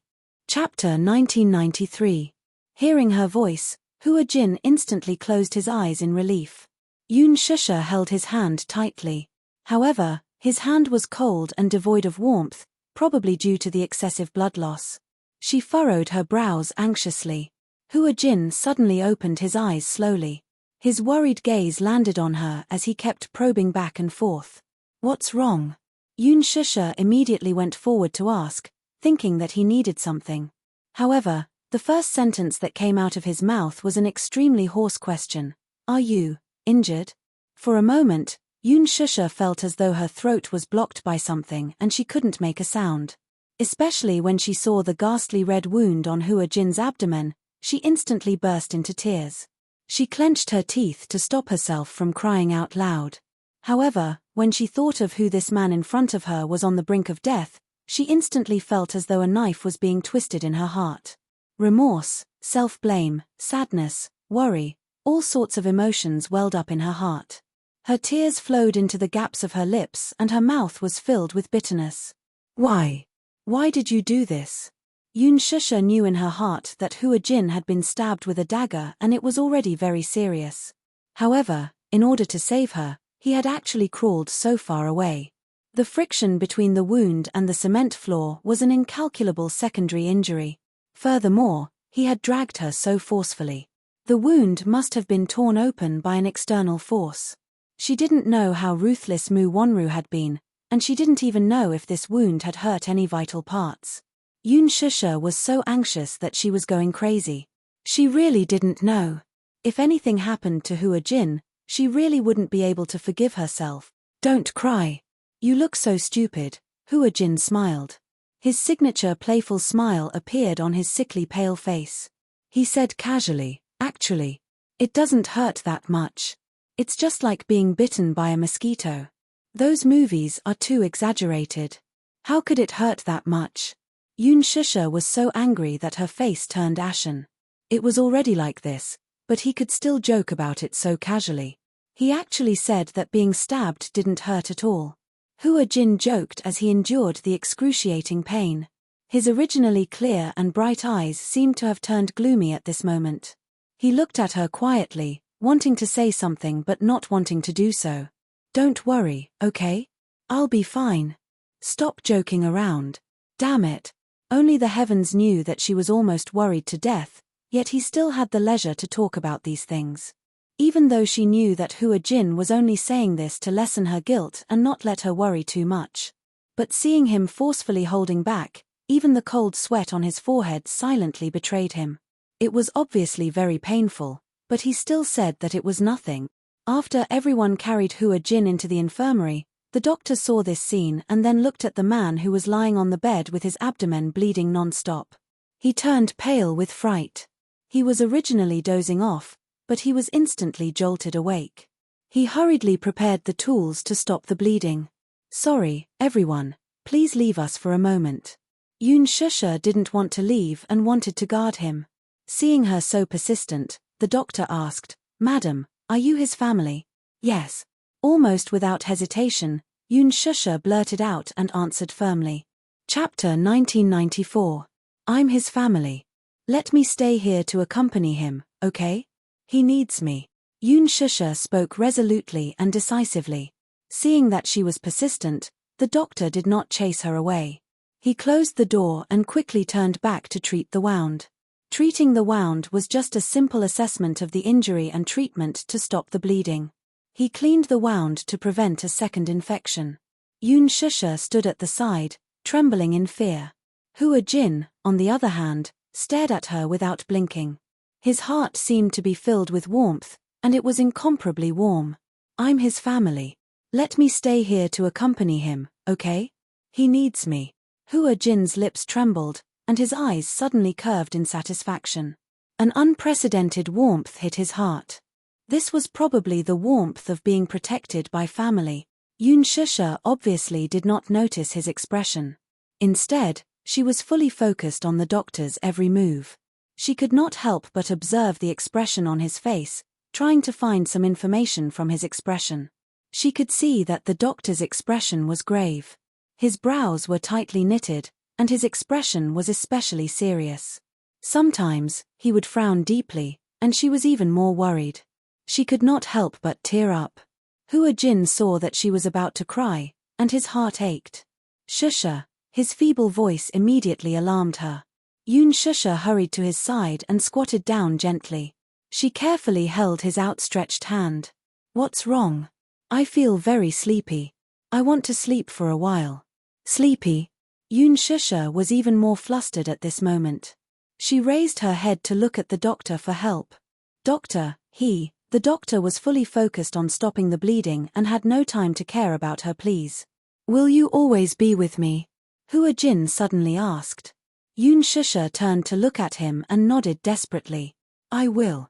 I will always be with you. After a pause, she looked at him with teary eyes and pleaded, Hua Jin, don't scare me, okay? How do you feel now? Does it still hurt? Where does it hurt? It hurts everywhere. The current him found it difficult to even say a few words, and his eyes were slowly closing. Don't sleep. Yoon Shusha was just about to say something when a flurry of footsteps came from outside the door. The ambulance is here. Someone shouted from outside the door. The doctor had just finished his work to stop the bleeding and immediately opened the door. Outside the door, several medical staff rushed in. Where are the injured? Here. Has the bleeding stopped? We've already stopped the bleeding, but we don't know the condition of the wound. We need to do a further examination to know the extent of the injury. What's his blood pressure? A group of people hurriedly brought a stretcher over. The paramedics anxiously placed the patient on the stretcher and secured him before rushing to the ambulance. Hua Jin closed his eyes as if he had fainted. Amidst the hubbub of voices, Yoon Shusha suddenly felt that the world had suddenly become deathly silent. Every scene she saw had lost its color and all the scenes had become incomparably slow. The voices of those arguing were especially piercing. Hua Jin was placed on the stretcher. His expression was calm and his face was pale as he was escorted away. Chapter 1995. Wait a minute. Yoon Shusha immediately called out to the ambulance. However, the next second, the door of the ambulance was tightly shut. Accompanied by the sound of the siren, the ambulance sped away. At the side, many onlookers were pointing at the scene. What happened? Someone jumped off the building, and a man was stabbed with a knife. He lost a lot of blood, stabbed with a knife. Can he still be saved? He should be fine. You don't understand. In the past, when I was studying, there was a gang fight at the school gate. I saw a person who was stabbed in the abdomen. He held the wall and knelt on the ground for more than 20 minutes before he fell unconscious. When the ambulance arrived, he was pronounced dead on the spot. So scary? Yeah. They said that the knife pierced his liver, but it was useless at that time. Young people nowadays, they don't cherish their lives at all. I thought it was a mafia meeting in the movies. They even fought. Anyway, if he was stabbed with a knife and lost a lot of blood, he could still be saved. I'm afraid that if his organs were stabbed, then, sigh. Do you think it's some farce between the first wife and the mistress? I'm not sure, it's really bad luck. Yoon Shusha stood on the spot in a daze. Her face was numb. She saw people crowding around the entrance and pointing at something on the ground. She walked over absent-mindedly and saw a body on the ground with twisted limbs and a bleeding head. It was Mu Wonru. Yoon Shusha only took a glance and was so shocked that she turned her head away and didn't dare to take another look. The way she died was too gruesome. She fell from the rooftop and was blown by the wind for more than 10 meters. Finally, she landed in the middle of the square, which was the parking area. The person who fell from the sky made a dent in the roof of the car, and the windshield was shattered into snowflakes. When the body landed on the ground, the limbs were twisted in a very strange way. Especially the head, it was deformed. The back of the head was cracked open. The passers-by, especially the children, were so frightened that they screamed and cried. Many passers-by looked curiously, but they were frightened by the gruesome death and frowned. It's too scary, even the brain matter is out, you're so young. Is it necessary for you to take things too hard? That's right. Some people want to live but have no way to live. Some people can live a good life but don't want to live. I really don't understand. She had never seen such a cruel death. In his impression, jumping off a building was still a scene in the movies. He didn't expect that death in real life would be so cruel. After the ambulance left, the police car arrived. After the lobby manager was interrogated, he immediately brought his men to the scene to investigate. A police cordon was set up at the scene. The police walked in and squatted down to examine the body. So pitiful, how did you fall? His head is crushed. Yoon Shusha, who was standing at the side, suddenly said, I fell from the 28th floor, from the rooftop. The policeman jerked his head up. How did you know? Because, Yoon Shusha tugged at the corner of her lips. I watched her fall with my own eyes. Chin Ju was awakened by the urgent ringing of the doorbell. He was tired after a long day of running around. Hence, when he returned to the hotel, he went to bed early. When he was awakened by the doorbell, he raised his watch to look at the time. It was 2 a.m. Chapter 1996. Hello, I'm the room manager. May I know if you're Mr. Chin? Yes. It's like this. May I know if Ms. Yoon Shusha is a friend of yours? When Chin Ju heard that, he felt nervous and opened the door. The room manager stood at the door with an anxious and guilty look on her face. Chin Ju asked, what happened to her? It's like this. Ms. Yoon Shusha is suspected of intentional homicide and has been taken away by the police for investigation.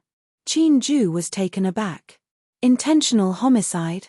He suddenly laughed. Are you kidding me? The room manager smiled politely. I'm not kidding. As she said that, she handed over a business card with both hands. Chin Ju took it. It was a police officer's business card from the Public Security Bureau. The address and contact information of the police station were written on it. Chin-ju took a look and his expression instantly froze. He raised his head and frowned. When was she taken away? Just 15 minutes ago. Suspected homicide. Since she's suspected of homicide, who is the victim? It's a woman. Her identity is still unknown, so we can't know too much. The room manager nodded at him. I've already reported the situation to you. Do you have any other instructions? No. Okay. The room manager turned and left. Chin-ju held the business card tightly in his hand and hurried back to his room. He changed into casual clothes and rushed to the police station's address written on the business card. When he reached the entrance of the hotel and was about to hail a taxi, he saw the flashing lights of an ambulance. He glanced over and saw that the body had been processed and was about to be sent to the morgue. However, the pool of blood on the ground was still very eye-catching even though it was late at night and the lights were dim. The weather was cold and the blood had already coagulated. Chin-ju furrowed his brows and watched the ambulance leave. A chill inexplicably emerged from his heart. In the police station, the incandescent lights were bright and dazzling. Yoon Shusha held a cup. She did not feel thirsty, but her hands were too cold and she wanted to use the cup to warm herself. A few policemen sat facing her with pens in their hands. They were interrogating her and taking her statements. It was quiet in the interrogation room. Only the loud and powerful voices of the policemen kept echoing in her ears. Could it be that all the policemen's voices were like loud bells to intimidate criminals? The statements had been taken for an hour. The continuous questioning made her exhausted. Questioning? Rather than calling it questioning, it was more appropriate to call it an interrogation. God knew how urgent she wanted to end the interrogation quickly. Hua Jin was still in the hospital, and it was unknown if he was dead or alive. She couldn't stop worrying. But at this moment, she had no choice but to do a boring and torturous interrogation of the interrogation. Even though she had tried to explain herself, perhaps it was a form of interrogation. These police officers were questioning her as if she was a criminal suspect. She really didn't kill us, she didn't. Yoon Shusha wearily faced the few police officers who were interrogating her and defended herself again. Officers, you don't have to be so tough. I really didn't kill anyone. When will you let me go? Chapter 1997. Yoon Shusha sneered. So, is this also a way for you to collect evidence? You're obviously pressuring me on purpose. If you didn't do it, why would you feel pressured? Only those who did something wrong will feel pressured. Yoon Shusha felt that she couldn't defend herself. She lowered her head, unable to refute. Didn't you say that someone asked you to go to the rooftop? Yoon Shusha nodded. She felt that her last bit of patience had been worn out. She could only answer their questions numbly. As an interrogator, the police officers were very particular with their words. Every word was especially rigid and particular. They couldn't be careless and were very strict. Yoon Shusha was very tired from answering. Yes. I received a message from a friend. Which friend? My manager. What's your manager's name? Chin-ju. What about the content of the message? Where's your mobile phone? It's not on me. I think I left it on the rooftop.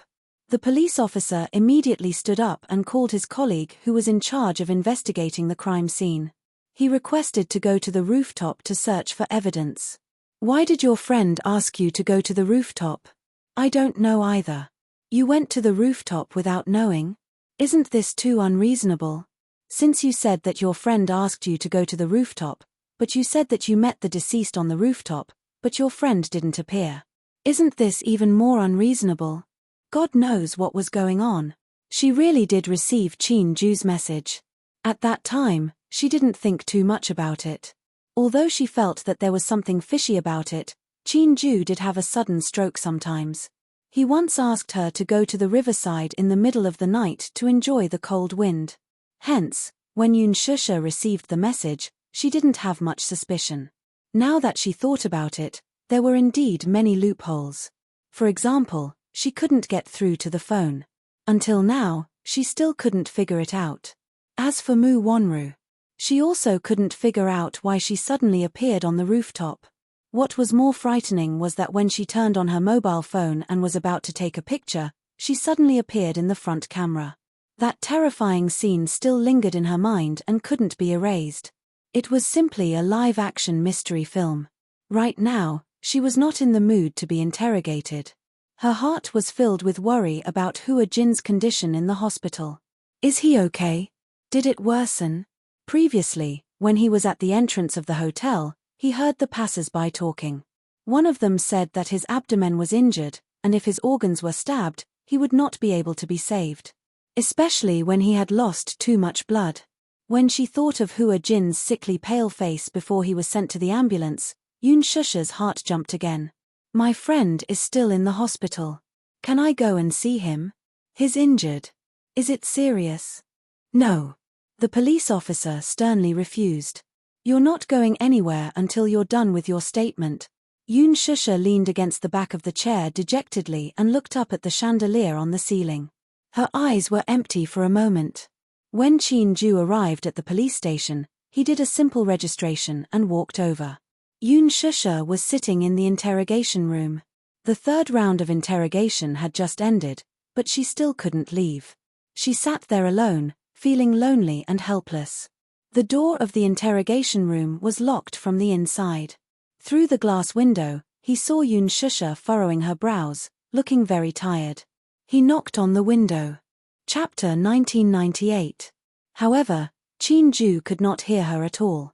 The isolation effect in the interrogation room was very strong. Hence, Yoon Shusha could not hear what Chin-ju was saying. Yoon Shusha could only mouth to him, "Get me out of here."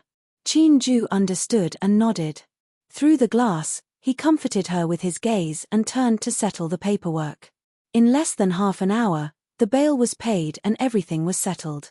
When Yoon Shusha followed Chin-ju out of the police station, she briefly recounted what had happened. However, Chin-ju was baffled by what he heard. I didn't send you that kind of message. What? Chin-ju looked serious. Listen, I'm not joking. Even if I had the guts, I wouldn't dare to ask you to go to the rooftop in the middle of the night. Then what about the message? I didn't send it. Chin-ju swore and even took out his mobile phone to show her. In the records, there was indeed no such message. Then what's going on? I called your mobile phone, but I couldn't get through. How could that be? Chin-ju quickly dialed a number, but the call was normal. Yoon Shusha felt that something was amiss. She stared at him with her eyes wide open, her thoughts in a mess. Shusha, don't tell me you're sleepwalking. You've been too nervous for the past 2 days, so you didn't have a good rest. Impossible. I would never sleepwalk. But I really didn't kill anyone. Even if I hate that woman, I would never do such a thing. However, she did not deny it. There was indeed a moment when she had the urge to push Moo Wonru down the stairs or strangle her. When people were in extreme fear and anxiety, or even when they were angry, they would often lose their rationality. However, that was also a legitimate defense. If she did not do that, she might have died in Moo Wonru's hands. Moreover, the truth was that Moo Wonru wanted to pull her down the stairs and jump off the building. At most, it was suicide. She did not kill her. It was not even considered manslaughter. However, there was no sufficient evidence to prove that she had nothing to do with Moo Wonru's death. The difficulty of this matter far exceeded her expectations and imagination. Chin-ju comforted her. Don't worry, I believe in you. Yes. Yoon Shusha suddenly let out a sigh. Her eyebrows looked tired. But the police's evidence right now is very unfavorable to me. There's not enough evidence to prove my innocence. Chin-ju also frowned. He felt that there were many suspicious things about this matter. There must be something fishy about this. I will send someone to investigate as soon as possible. Now, send me to the hospital. Hua Jin is still there. Hua Jin? Chin-ju was confused. What's wrong with him? Time is of the essence. I'll tell you more on the way. All right. Chin-ju walked to the side of the road with her, hailed a taxi, and hurried to the hospital. Before Hua Jin was sent to the ambulance, she had asked about the hospital. Hence, she knew which hospital Hua Jin was sent to. In the car, Yoon Shusha asked anxiously, Chin-ju, will Hua Jin be all right? I don't know what kind of injury he has. If his organs are not damaged, then it's a blessing. If he is injured. He did not continue. However, when Yoon Shusha saw the grave expression on his face, her heart skipped a beat. If anything happens to him, Yoon Shusha's voice stopped abruptly. Tears rolled down her cheeks. Chapter 1999. Don't think too much. Chin Ju could only comfort her in this way. When they arrived at the hospital, Yoon Shusha rushed to the information desk and reported Hua Jin's name. Hua Jin? The nurse shook her head with a blank expression. We can't find out anything about this patient. It's his abdomen injury. Not long ago, he was sent to the hospital for emergency treatment. Madam, please don't be nervous. We can't find any information about the name you asked for. As for the information you provided, I'm sorry, there were 2 patients who were sent to the hospital with abdomen injuries. I don't know who you're referring to. He's very young, in his early 20s. He's very good-looking. Yoon Shusha described anxiously. The nurse thought for a moment and called for another paramedic. Immediately, the paramedic walked up and said with a straight face, "You're the patient's family member, right?" "Yes." "Come with me." "Okay." Yoon Shusha and Chin Ju immediately followed the paramedic. Along the way, the atmosphere was heavy. Yoon Shusha felt as if there was a huge rock pressing on her heart. She was about to suffocate. After that, the paramedic brought them to a small room beside the emergency room. Yoon Shusha had just walked to the door when she smelled a pungent smell of disinfectant. She couldn't help but frown. The paramedic opened the door casually. Inside the room, there was a gurney. There was a person lying on the gurney. His face was covered by a white cloth and he looked lifeless. The huge room was filled with an inexplicable sadness and bleakness, as well as a heavy aura of death. Chin Ju was a little stunned. The medical staff turned around and looked at her sympathetically. His tone was solemn. "My condolences. The patient's condition is very serious. He lost all signs of life when he was sent to the hospital. We're already waiting for his family to deal with him." What? Yoon Shusha didn't seem to believe her ears. She looked at him suspiciously and interrupted him. "The person lying here is the person you're looking for." Yoon Shusha shook her head and forced a smile. "That's impossible. Didn't you say that he's in his early 20s and is very good-looking?" "Yes." Yoon Shusha looked at him, her mind blank. The medical staff shook his head and said solemnly, "I can understand how you feel, but the world is unpredictable. I hope you can accept reality. My condolences." Impossible. Yoon Shusha couldn't accept the reality. Her eyes widened and tears gushed out. He can't be dead. There's a large area of trauma on the abdomen, causing the bleeding to stop. His organs were damaged, and he lost blood quickly. On the way to the hospital, the patient was already in a state of shock. "It's a pity. We've done our best." "Impossible." Yoon Shusha cried out in pain. She knelt on the ground helplessly, unable to accept this cruel reality. "He won't die. Before he was sent to the hospital, he even joked with me. How could it be? How could it be? My condolences." These 3 words completely crushed all her thoughts. Yoon Shusha felt completely disheartened. Tears rolled down from her eyes, and her heart ached so much that she was about to suffocate. Impossible. Hua Jin was still so young and in good health. Before he was sent to the ambulance, he could still hold her hand tightly. At this moment, she could still feel his warmth in her palm. It was so real. How could they be separated by life and death in the blink of an eye? Chapter 2000. Didn't he casually say that it didn't hurt at all? 5 hours ago, he was still alive and kicking. Why was he lying in such a lifeless room now? A few doctors came into the room with reports in their hands. They looked serious as if they were discussing something. Yoon Shusha saw their furrowed brows and only heard the cold words confirmed dead and vital signs. She froze on the spot, her body stiffening. Chin Ju stood at the side and frowned. He looked incredulous. Hua Jin was dead. How could it be? He couldn't accept this fact. Chin Ju walked forward and gently held Yoon Shusha's arm. He wanted to help her up, but she was half kneeling on the ground.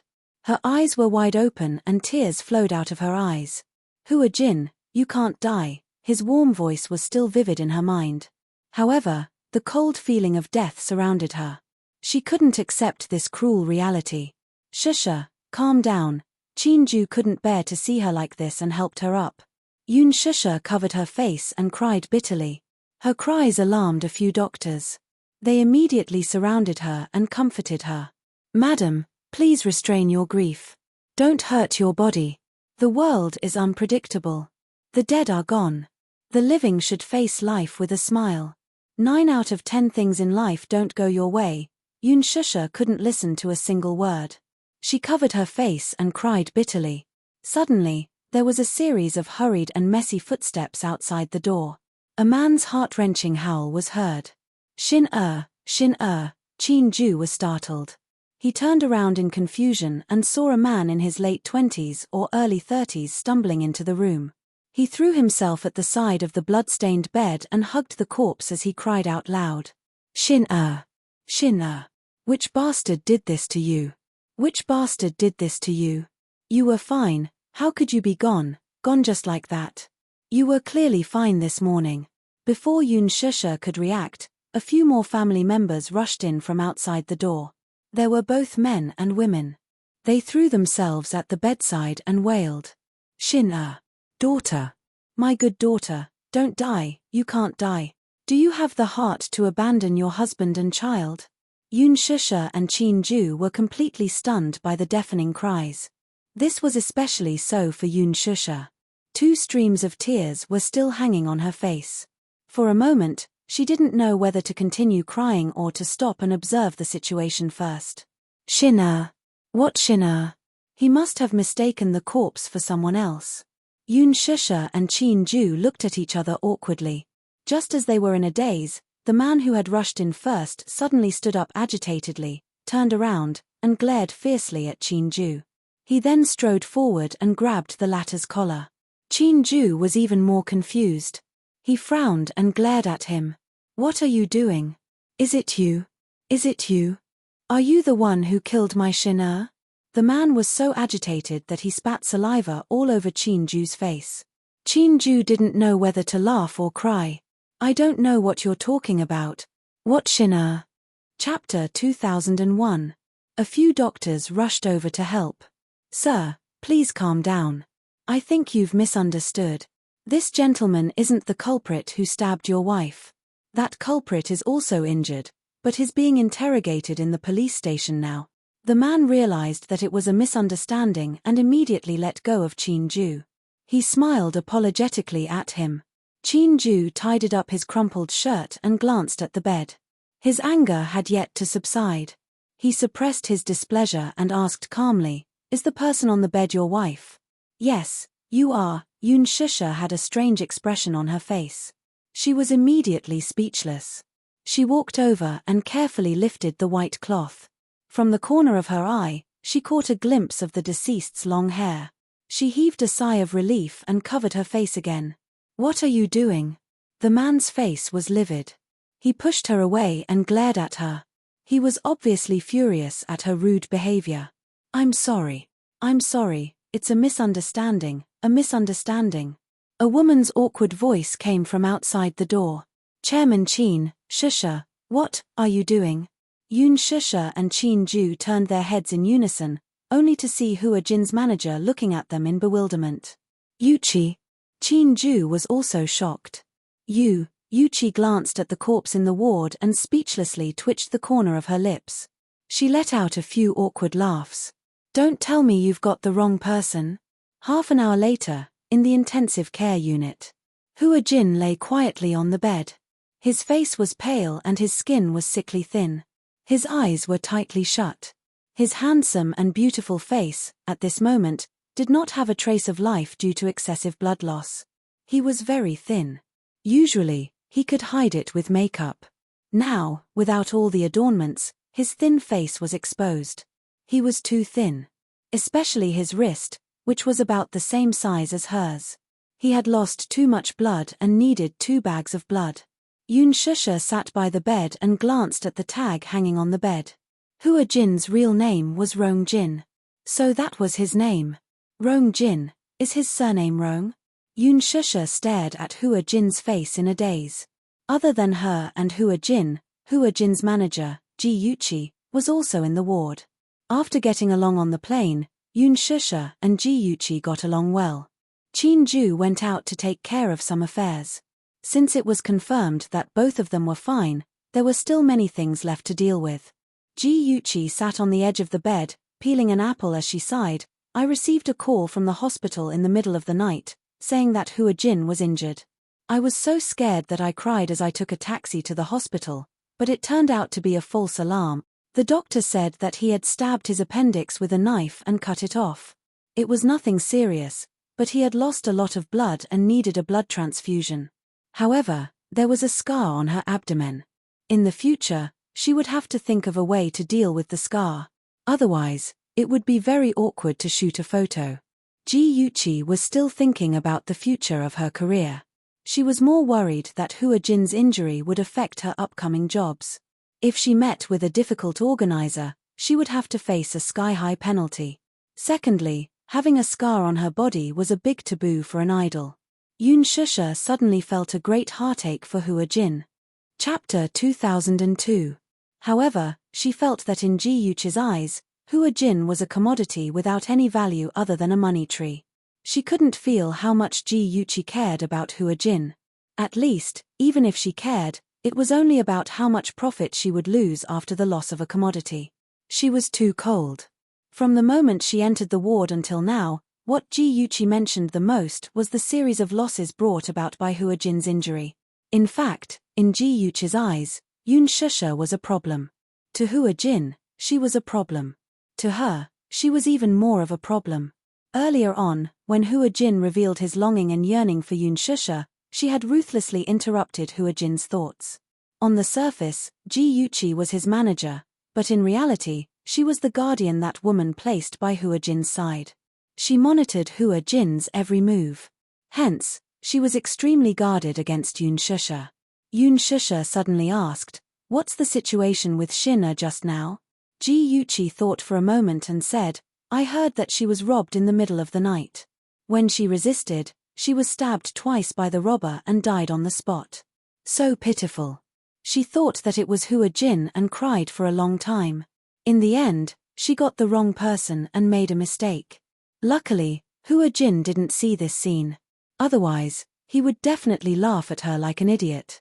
The apple was peeled, cut into pieces, and placed on a plate. Ji Yuchi wiped her fingers with a wet tissue and looked up. Her face had returned to its usual cold expression. "Shusha, I want to talk to you about something." As for me, I hope you can keep a distance from Hua Jin." As Ji Yuchi spoke, she placed the plate on the table and looked at her warily. "You're too close to him." Yoon Shusha was stunned for a moment. She looked at her questioningly and curled her lips. "What do you mean by that?" "I know. It's Hua Jin who has been trying to get close to you. However, you should also know that a child like Hua Jin is still immature. He has no idea what kind of price he would have to pay for doing such a thing." Yoon Shusha suddenly interrupted her coldly. "I don't know what you're talking about." "Then I'll be straightforward." Ji Yuchi suddenly raised her eyebrows and smiled deeply. "Didn't anyone warn you to keep a distance from Hua Jin when you stepped into this circle?" Yoon Shusha frowned. Of course, someone had warned him. Chin Ju alone had warned him more than once. However, she did not know the reason. "Why?" "Because, if you get too close to him, you'll hurt him and yourself," Ji Yuchi said honestly. "Shut up." Hua Jin's irritated scolding suddenly came from the bed. Ji Yuchi and Yoon Shusha were startled and looked at the bed together. "Hua Jin, you're awake. You're awake," they asked almost in unison. Hua Jin had woken up unknowingly. He slowly opened his eyes and glanced coldly at Ji Yuchi from the corner of his eyes. However, there was a look of disgust in his eyes. It was an inexplicable hostility. It was obvious that Hua Jin and Ji Yuchi did not have a good relationship. Most artists and managers, even if they were not as close as family, would at least get along well with each other. From the plane ride, it was obvious that Hua Jin was quite cold towards Ji Yuchi. Sometimes, when he spoke to her, he was very impatient. It was as if he did not hear her words. Chapter 2003. Hua Jin wanted to get up, but Yoon Shusha stopped him immediately. You can't move yet. Your wound has just been stitched up. If you move around, the stitches will come off. Her concern warmed his heart. He smiled warmly and nodded. I'll listen to you. He was as obedient as a little lamb. Even Ji Yuchi was surprised. Yeah, Hua Jin, don't move around. Be careful of your wound. You talk too much. Hua Jin looked at her and his face turned cold. Did I ask you to speak? Ji Yuchi wanted to say something but stopped herself. She pursed her lips awkwardly and then brought over a cut apple. Have some fruit. Go away. Hua Jin waved his hand. Crash. The container fell to the ground and broke into pieces. Yoon Shusha widened her eyes in shock. Get out. I don't want to see you. Hua Jin, get out. Didn't you hear me? Hua Jin stared at her angrily. Ji Yuchi had no other choice. She bit her lip and stood up awkwardly. Then she told Yoon Shusha, please take care of him. With that, she turned and left the ward. With a bang, the door was shut tight. Hua Jin supported himself on the bed with both hands and tried to sit up. Yoon Shusha walked over immediately and said, can't you just lie down? I want to sit up. Hua Jin pouted and whined like a willful child. Yoon Shusha couldn't do anything to him. She raised the bedboard a little and carefully helped him sit up. She also stuffed a few soft pillows behind his back to make him more comfortable. Hua Jin looked at her in silence. His face was pale and he looked a little helpless. He was so nervous that he didn't know where to place his hands. When Yoon Shusha sat down, she looked up and saw him staring at her. Why do you keep staring at me? That's nice. So, the feeling of being taken care of is so warm. Hua Jin murmured in satisfaction. Yoon Shusha was stunned. Is there no one to take care of you? Hua Jin shook his head and pursed his lips. Only you. Yoon Shusha couldn't help but feel suspicious. Hua Jin patted the edge of the bed. Don't be so far away from me. We can be considered comrades who have gone through thick and thin together. Who's your comrade? She pouted coquettishly and then sat closer to him.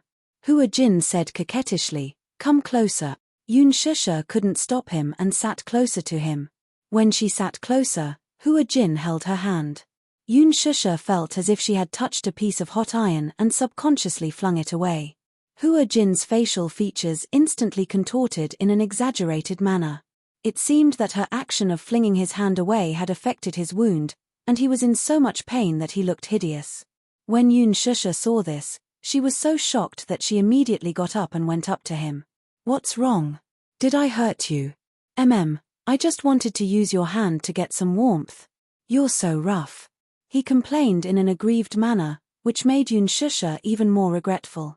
She immediately handed over her hand obediently and coaxed, I'm sorry. I didn't do it on purpose. Let me hold your hand, okay? No. Hua Jin raised his head lazily, looking as if he was unworthy of her status. Yoon Shusha was defeated by him and held his hand without any explanation. His hand was so cold. She didn't know if it was because he had lost too much blood. Chapter 2004. His hands were so cold that there was no warmth at all. She wondered if it was because he had lost too much blood. Hua Jin's eyes flickered. He gently held her hand, and the corners of his lips could not help curling into a satisfied smile. Her hands were so warm. It was a warmth that he was extremely greedy for. Actually, this kind of injury was not painful at all.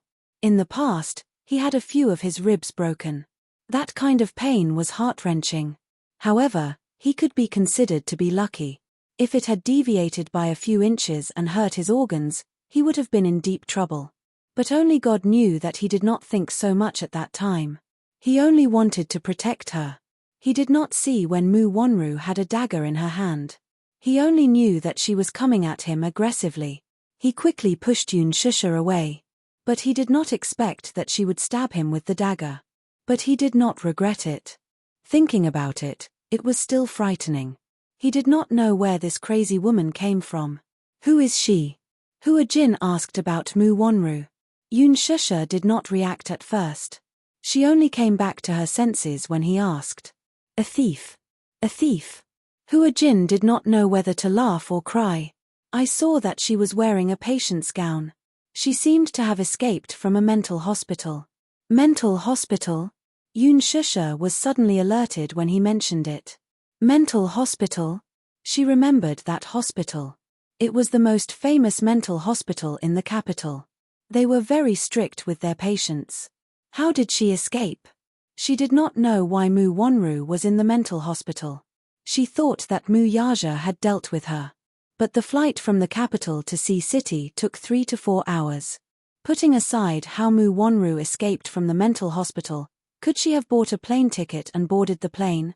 Flying from the capital to Sea City? It was a little too laughable. She was so crazy that even the airport would not allow such a dangerous person to book a plane ticket. And that suspicious message.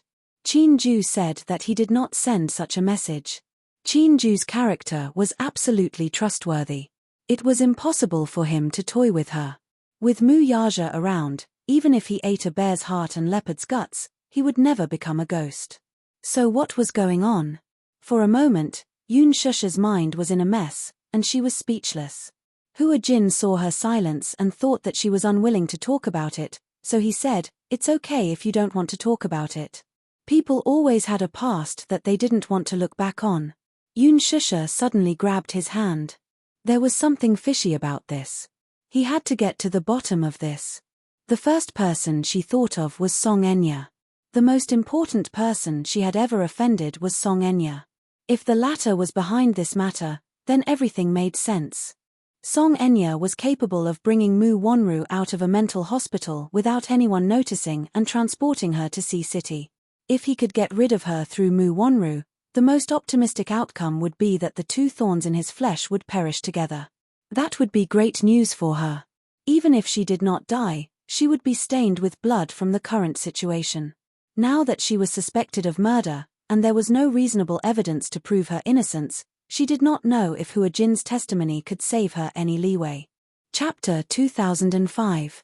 However, the disdain on her had not been removed, and she was still on bail pending trial. Yoon Shusha was a little worried. If the news were to spread, the media would not know how to publicize this matter. Those unscrupulous reporters, who knew how to distort the story. What about Mu Yaja? He had clearly promised to fly to Sea City together, but for some reason, he did not show up. This was probably Song Enya's doing. What a good plan to lure the tiger away from the mountain. The more she thought about it, the more terrified she became. After all, Song Enya had long wanted to get rid of her. Yoon Shusha had always been wary of her, but she did not expect her to be so ruthless. Even though they could not be sure if Song Enya was the one behind all this, she was still the prime suspect. Other than her, she could not think of a second person. Still, what was the matter with that text message? She still could not think of a reasonable explanation. Could it be that someone had hacked Qin Ju's phone IP and sent the text message, then quickly erased the data? She had removed something on this level before. If it was a skilled hacker, it would be easy for them to do such a thing. Had it not been reported on the internet before? The more Yoon Shusha thought about it, the more her head hurt. She gently knitted her brows, exhausted. She had not slept well last night, and after going through a series of events, she was exhausted. Hua Jin's heart ached when he saw her tired look. He gently caressed her face. "Shusha, do you want to sleep for a while? You don't look good." Yoon Shusha shook her head. "I'm not tired. I'll accompany you." She looked up at Hua Jin and smiled. "Today, thank you. If not for you, I really don't know what would have happened. Why are you thanking me? Any man would have done the same." Hua Jin did not think much of it. He did not think that this was an earth-shattering thing. "I still have to thank you because you got hurt because of me." Even though Hua Jin appeared nonchalant about it, she still felt very guilty. "If you say that again, I'll get angry." After a pause, Hua Jin smiled gently. "If I had been with you, this wouldn't have happened. I was careless and didn't expect her to have a weapon. Didn't you think that you might die?" When Hua Jin heard this, he was stunned for a moment, but then he said mockingly, "I'm not even afraid of living, why would I be afraid of death?" He had experienced a life that was crueler than death. Death was nothing to be afraid of. What do you mean? Nothing. Hua Jin shook his head and didn't say anything else. Shusha, why are you so stupid? Who would ask you to go to the rooftop in the middle of the night? It's obviously a trap. I can't believe you went there so eagerly. I didn't think that much. Big-chested but brainless. When Yoon Shusha heard this, she immediately became angry. What did you say? Hua Jin was amused by her and laughed out loud. Nothing. I was just joking. What? It's not funny at all. Yoon Shusha sulked. Hua Jin immediately begged for mercy. Okay, don't be angry. I said the wrong thing. There was a moment of silence in the ward. Only the beeping sound of the machine could be heard. Yoon Shusha suddenly broke the silence and asked carefully, actually, what you told me about your background, you weren't joking with me, right? Chapter 2006. Yoon Shusha suddenly asked the question that was bothering her as she looked at him quizzically.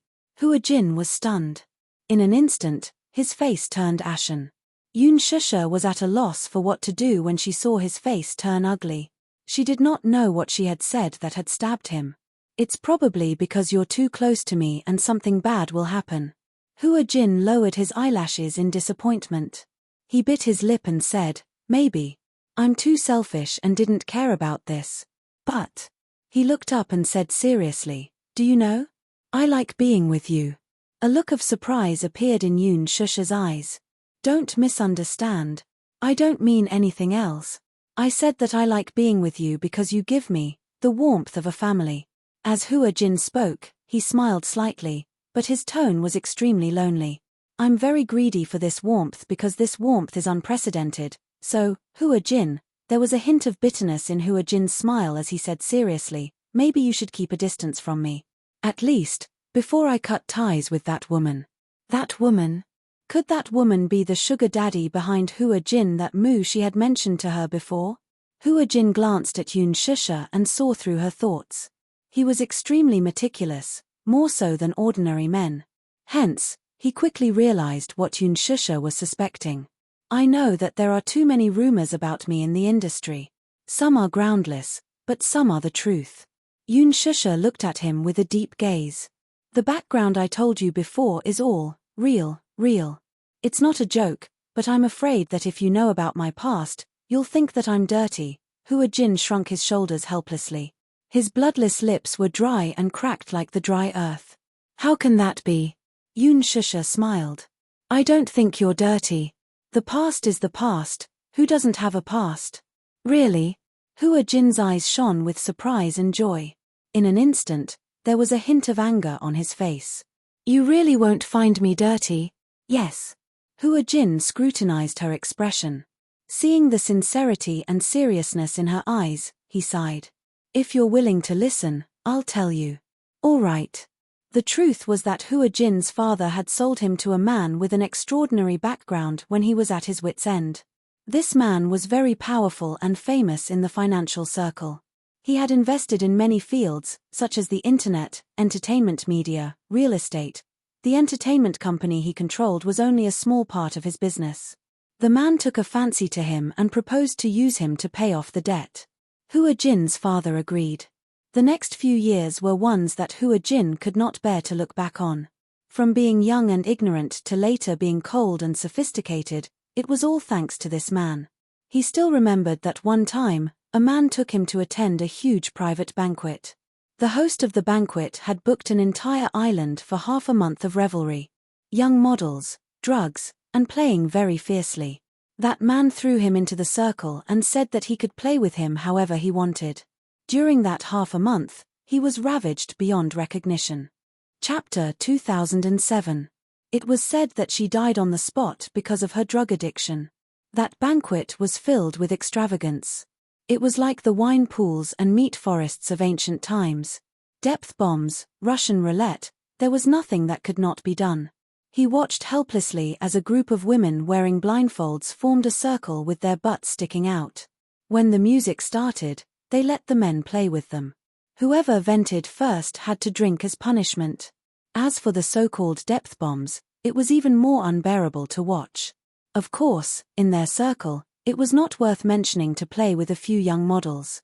It was something that could be settled with a little money. Some of the young models did not know that they played so hard. They regretted it as soon as they stepped in.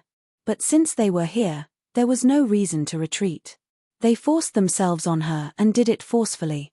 After that banquet, Hua Jin became addicted to drugs. He spent a few months recuperating. The man did not care about him. In order to make a living, he had to be sent to the bar. Later, the man signed a contract with him and packaged him. He was determined to turn him into a costume idol. Probably because he saw him as a money tree, or maybe because he was tired of him, the man did not touch him after that. Half a year after his debut, he met the woman called Xiaoya. In fact, Hua Jin did not know the full name of this woman. He only knew that she had an extraordinary background. He heard that she was related to the Zheng Tan. Her family was prominent and the group behind her could be said to be an astonishingly powerful family. The appearance of this woman, in a sense, saved him from the dark circle. However, in another sense, he was trapped in a cage like a canary and could not be coveted by anyone. She liked him very much. Hua Jin thought that it was probably his beautiful appearance that attracted her. Or maybe it was his sweet words that made her addicted. Until now, any female star who got close to him or wanted to use his fame to create hype had been banned by her. To her, banning was just a matter of a sentence. But for those female celebrities, it was apocalyptic. From then on, any female star who saw him would avoid him as if he was a monster. Even though they were on the same set, she couldn't wait to be separated from him by a galaxy. Hua Jin glanced at her cautiously and gave a self-deprecating laugh. Isn't it funny? I'm like a commodity. To put it bluntly, even I feel that my body is extremely dirty. Don't say that. When Yun Shusha heard this, her mood was extremely complicated. Heartache, shock, heartache, all sorts of emotions welled up in his heart. It turned out that what he said that day was not a joke at all. How he had opened his wound and shown it to her. How he had smiled lightly and said, "I was just joking with you. Will you hate me?" Hua Jin was terrified. He didn't want to say these things. These scars had been compressed for many years and had long festered. But he just wanted to let her know that he was willing to open up his past and show it to her. However, what he was even more afraid of was that after saying all this, what he was met with was her avoidance and avoidance. Yun Shusha shook her head. She sympathized with him and her heart ached for him. But she didn't think that he was as dirty as he said. The dirtiest thing was no one's heart, wasn't it? Chapter 2008. Have you never thought of leaving this industry? Yes, I have. Hua Jin said honestly. Then why? I can't escape. Hua Jin lowered his head and closed his eyes. He seemed to be disappointed and helpless. I can't escape. How can that be? Yun Shusha did not think so. She stared at Hua Jin's lonely expression and felt sorry for him. She wanted to say something, but Hua Jin cut her off. Shusha, you don't understand this industry at all. It's materialistic and indulgent. Since ancient times, people in our line of work have been called entertainers and have always been reduced to playthings in the hands of the rich and powerful. Otherwise, don't step into this industry. Once you step into it, you can only climb up and there's no way out. That is, unless you have a very powerful financial backer behind you to protect you. But you're different. Acting is your pastime. You don't make a living out of it. Moreover, you have the Mu group behind you. You don't have to worry about anyone attacking you. Hua Jin suddenly smiled, but his eyes were full of bitterness. Shusha, do you know how many people I've offended all these years? If I leave this protection, I'll definitely be skinned alive by those people. Originally, I wasn't afraid. But now, I want to survive. Yun Shusha was even more confused. From Hua Jin's explanation, Yun Shusha could vaguely sense that the backer behind him was very powerful. She also realized that Hua Jin was now in a dangerous situation and was in a dilemma. Other than his backer, no one could protect him. Hua Jin said casually, "Actually, I'm tired of the entertainment industry. I'm tired of the hypocrisy and scheming. I'm also tired of constantly changing my mask to cater to anyone. That's why. I'm so envious of you. Yoon Shusha frowned and looked at him. Do you want to leave the entertainment industry? If you want to leave, I'll think of a way. Hua Jin was stunned. You'll think of a way? Yes. I will think of a way to protect you. Hua Jin was stunned for a long time. Suddenly, he shook his head and said helplessly, Shusha, don't joke around. Don't make trouble for yourself. I've never thought of it as a problem. Yoon Shusha said seriously, Hua Jin, if you really want to leave, I'll help you. Hua Jin gently nodded. However, he did not really believe that Yoon Shusha had a way to get him out of this circle. However, he accepted her kind intentions. Airport. It was 6 o'clock in the morning when the plane landed. Last night's flight was supposed to take off at 7 o'clock. However, due to the weather, a large number of flights were delayed, and the warning was upgraded to orange. Private jets couldn't even start flights. Generally speaking, private jets couldn't fly whenever they wanted. If they had a flight plan, they had to submit an application to the airport's air traffic control a week in advance, and the flight would take place a week later. Due to the weather and many other dangerous factors, Minute Yu's emergency flight was rejected. He couldn't book a first-class ticket. Hence, a certain man who had always traveled first class had to experience life in the economy class.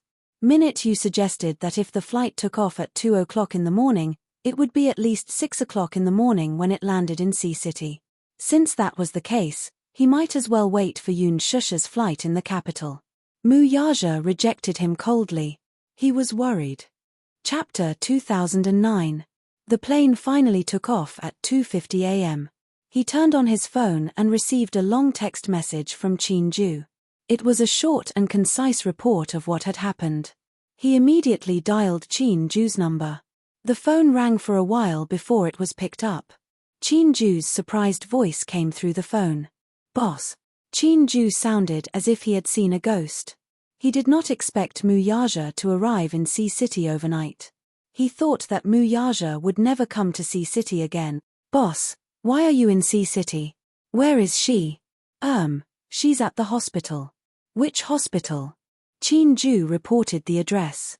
Mu Yaja was about to hang up the phone when Chin Ju suddenly said anxiously, Boss, is it convenient for you to come over now? I'm at the police station. What's wrong? Don't worry about Shusha for now. She only suffered some superficial injuries. I've sent people to take care of her. However, there's a small matter here. I hope you can come over and take care of it. Take care of it yourself.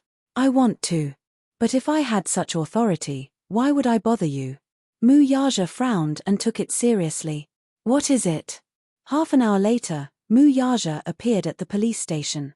When Chin Ju saw him, he immediately stood up excitedly and rushed to him. Boss, you're here. Yeah. Mu Yaja looked a little fatigued. He had barely closed his eyes during the entire night's journey. A normal person would not be able to take it. Even with his amazing stamina, he could not withstand this fatigue. The weariness on his face was heart-wrenching. He seemed to have never shown such a tired expression before. Chin Ju also noticed the tiredness on his face. He was a little surprised. Boss, you look tired. Do you want to rest for a while? Tell me, what's the matter? Mu Yaja ignored his kindness and went straight to the point. Chin Ju looked at Minute Yu, who was standing beside him, with a complicated expression. He pursed his lips helplessly and said, Mu Wonru is dead. Mu Wonru? Mu Yaja was stunned for a few seconds. How did she die? Chin Ju summarized what had happened that night. Right now, the police are suspecting that Shusha is Mu Wonru's murderer. Looking at the current situation, all sorts of evidence are against Shusha's innocence. The evidence collected from the crime scene is also unable to prove her innocence. I've already paid bail, but based on the current situation, I'm afraid I'll be summoned by the police for interrogation at any time. Why is Mu Wonru in Sea City? Minute Yu questioned. Isn't she being held captive in the hospital? I don't know. Chin Ju looked confused. A sharp glint appeared in Mu Yaja's eyes as he asked suspiciously, Are you sure it's him? The body was placed in the morgue. Even though the person fell from a high altitude and the body was severely deformed, it was still recognizable. Mu Yaja ordered, Minute Yu, Send someone to check the situation at the hospital.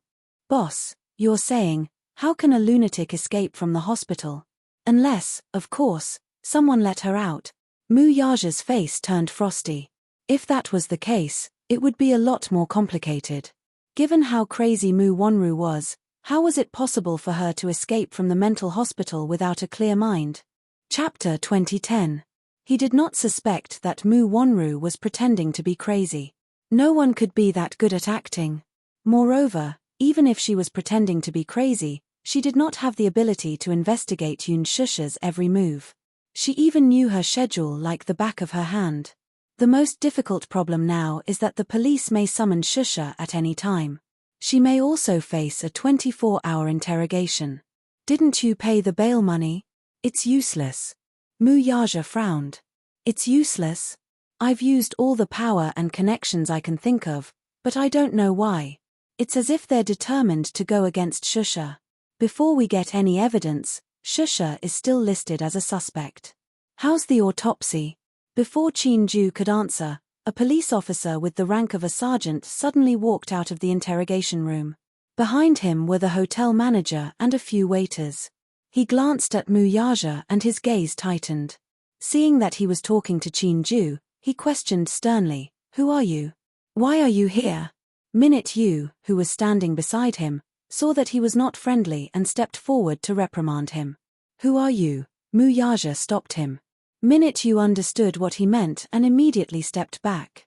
The police officer glanced at Minute Yu and snorted. "Don't think that you can be so presumptuous here just because you have some power. This is a serious place, so please correct your attitude and don't show off your strength." He obviously did not know the identity of the man in front of him. If he did, he probably would not be so arrogant. The police officers in the police station who had some experience all spoke with a bit of an accent.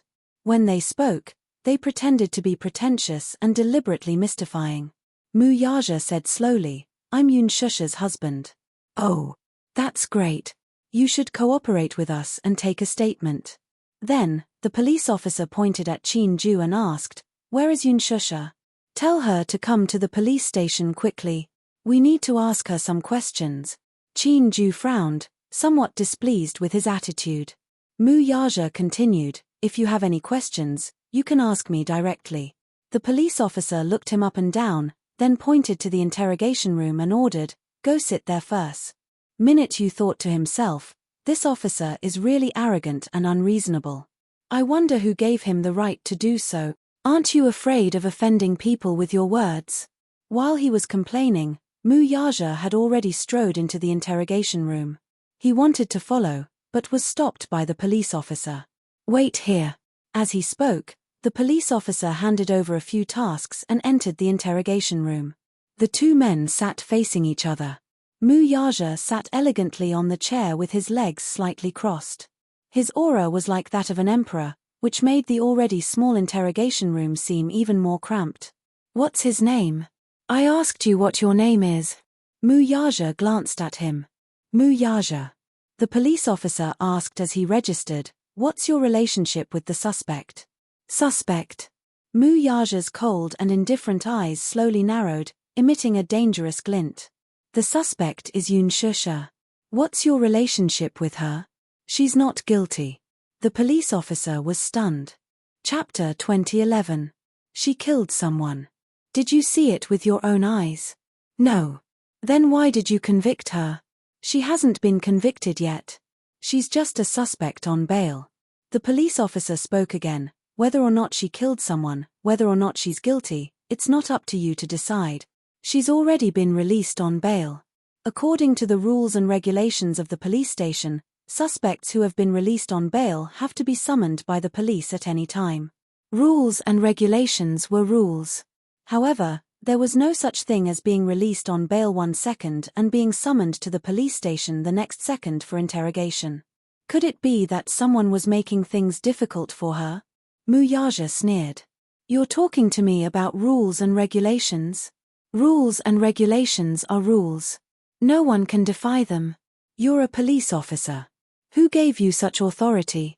The police officer looked up at him and warned, "Mr. Mu, the law is strict.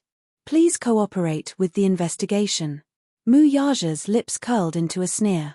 His gaze fell on the police officer as he casually remarked, "What a good example of the authority of the law." He suddenly lowered his gaze and tugged at his tie gently. He then unbuttoned his sleeves. The evil smile on his lips inexplicably made people feel awe. The police officer looked at him quietly, only to see him suddenly stand up straight, stride forward, and slowly walk in front of him. He raised his leg and kicked the table in front of him. He was insufferably arrogant and had no scruples about his status. The table quickly fell towards the police officer. The police officer was caught off guard and was not prepared at all. He fell to the ground together with the table. His leg was crushed by the table and he grimaced in pain. The table in the interrogation room was very heavy. An ordinary man would not be able to withstand it when it was on top of a person. Mu Yaja's face was gloomy. His deep black eyes flashed with a sharp glint. He landed on the person on the ground and put his hands in his trouser pockets. He lifted his leg and suddenly stepped on the table.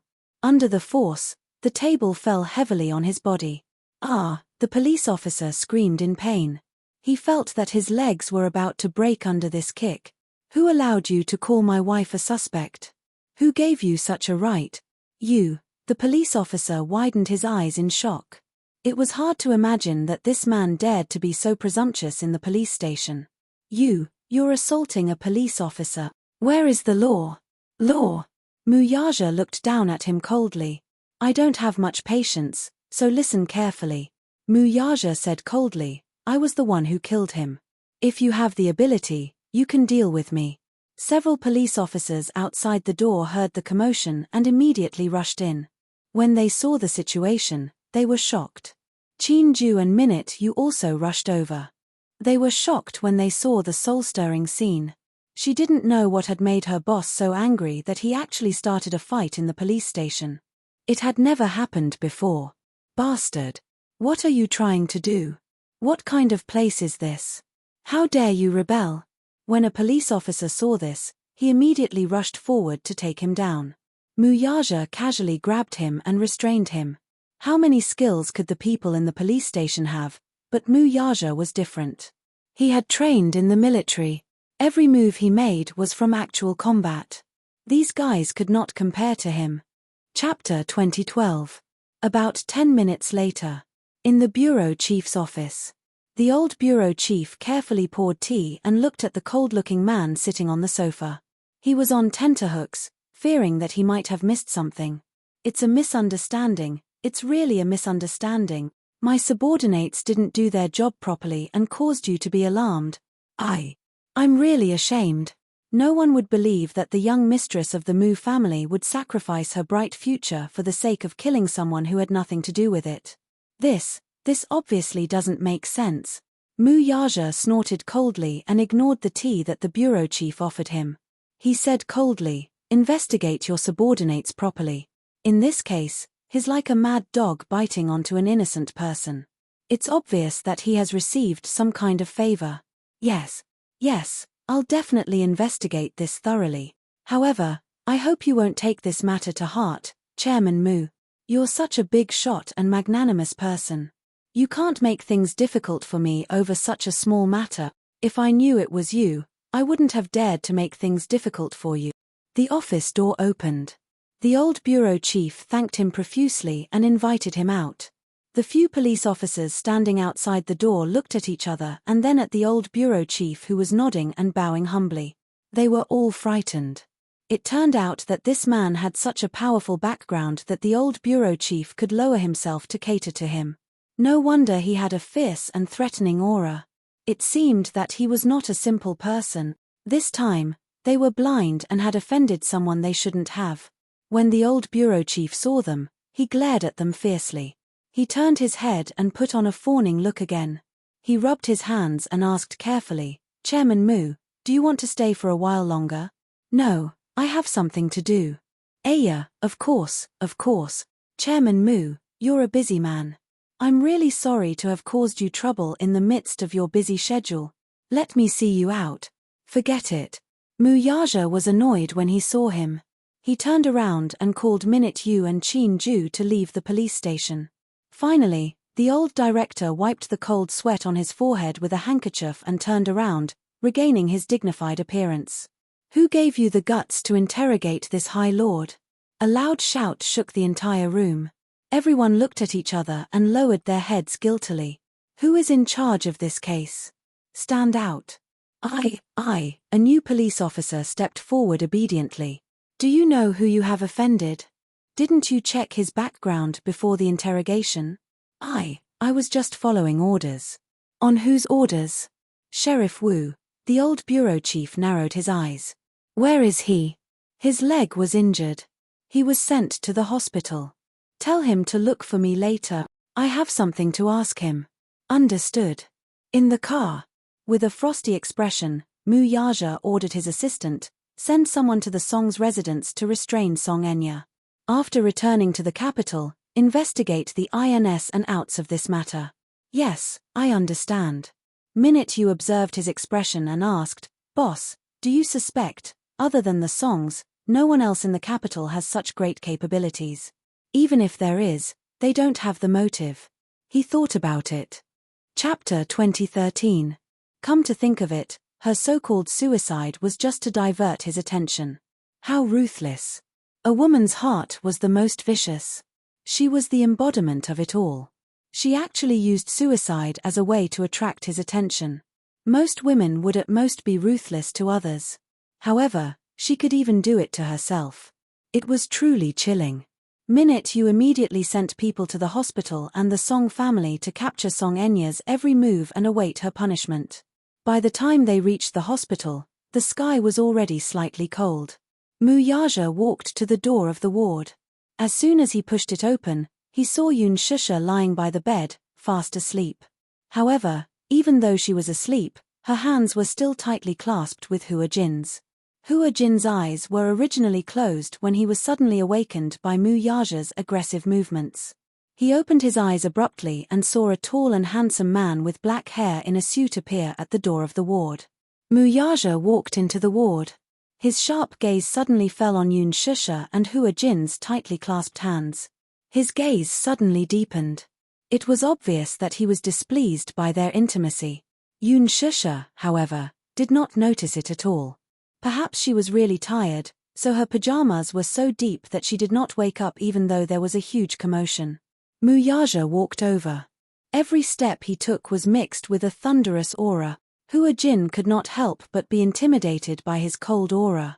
While he was stunned, he saw him standing by the bed with his gaze still fixed on their tightly clasped hands. His gaze was sharp. Hua Jin was shocked by his aura and broke out in a cold sweat. "You! What are you doing? Let go."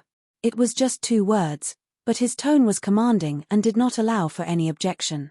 Not only did Hua Jin not let go, but he also tightened his grip on her hand. This man's vicious aura was too terrifying. He was like a lion protecting its territory, aggressive and aggressive. "What are you doing?" Mu Yaja walked over and grabbed his hand, forcefully pulling it away from Yun Shusha's. Hua Jin cried out in pain. The strength in his hands was so terrifying that he couldn't struggle at all. In the next second, he saw him trying to pick up Yun Shusha. In his panic, he shouted, "Don't touch her." He subconsciously reached out to stop her. Mu Yaja didn't even look at him as he waved his hand away. Scram! Hua Jin was flung to the side. In his violent movements, he accidentally pulled on his wound. His face turned pale from the pain. He clenched his teeth and sucked in a breath of cold air. So painful. The wound had just been stitched up, so it was still very fragile. Mu Yaja waved his hand roughly, but he could clearly feel the wound tearing open. Soon, there was a smear of dark red blood on the gauze, which kept seeping out. Yun Shusha was startled awake by the argument between the two. She looked up and saw Hua Jin covering his wound, frowning as he fell to the side. She immediately went forward to support him.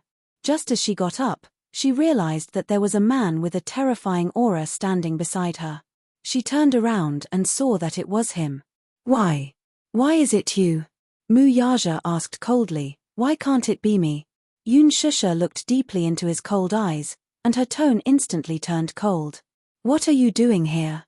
Those 5 cold words were extremely distant and indifferent. When she thought of him breaking the contract, she was furious. Mu Yaja was slightly angered by those 5 cold words. Chapter 2014. His voice was cold, and the chill seeped into her bones, making her shudder. Yun Shusha didn't back off. Instead, she looked up and stared back at him coldly.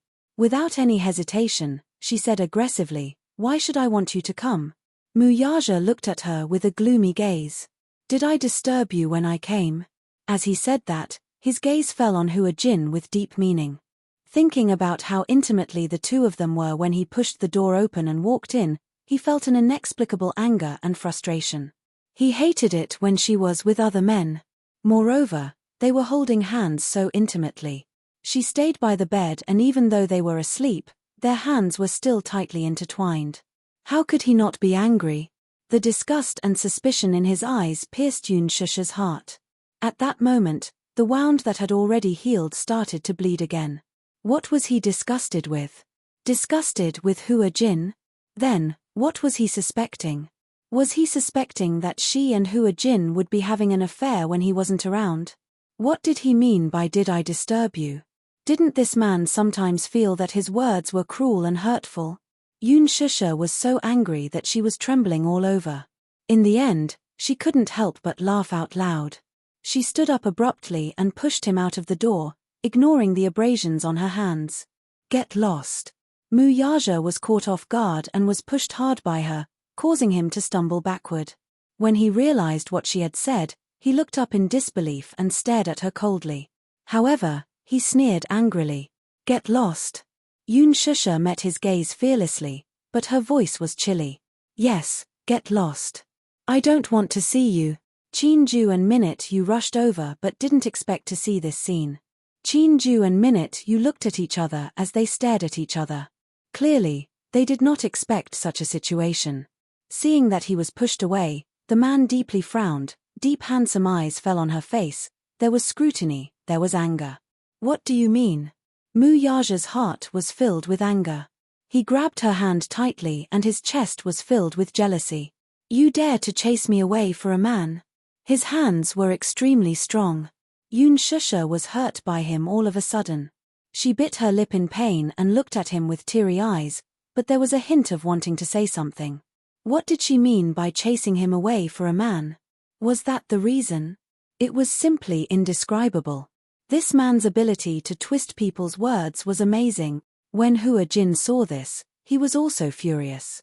He sat up abruptly and didn't care about the wound on his upper abdomen. He glared at Mu Yaja and complained, "Mu Yaja, you. If you're still a man, please don't treat her so roughly." Mu Yaja glanced at him coldly from the corner of his eye. "You have no right to speak here." "Why not?" Hua Jin didn't know where he got the courage from. His eyes were red as he spoke up for Yun Shusha. Do you know that Shusha almost lost her life last night?" Mu Yaja's pupils contracted as he stared at him suspiciously. "What do you mean?" Hua Jin. Chapter 2015. Yun Shusha gritted her teeth and stopped him. Hua Jin didn't listen to her and continued, "As her man, you should protect her, trust her. But you can't even protect her. What right do you have to be her man? What right do you have to be angry at her? Shusha is a good girl. If you don't cherish her, please don't trample on her." Hua Jin. "Stop talking."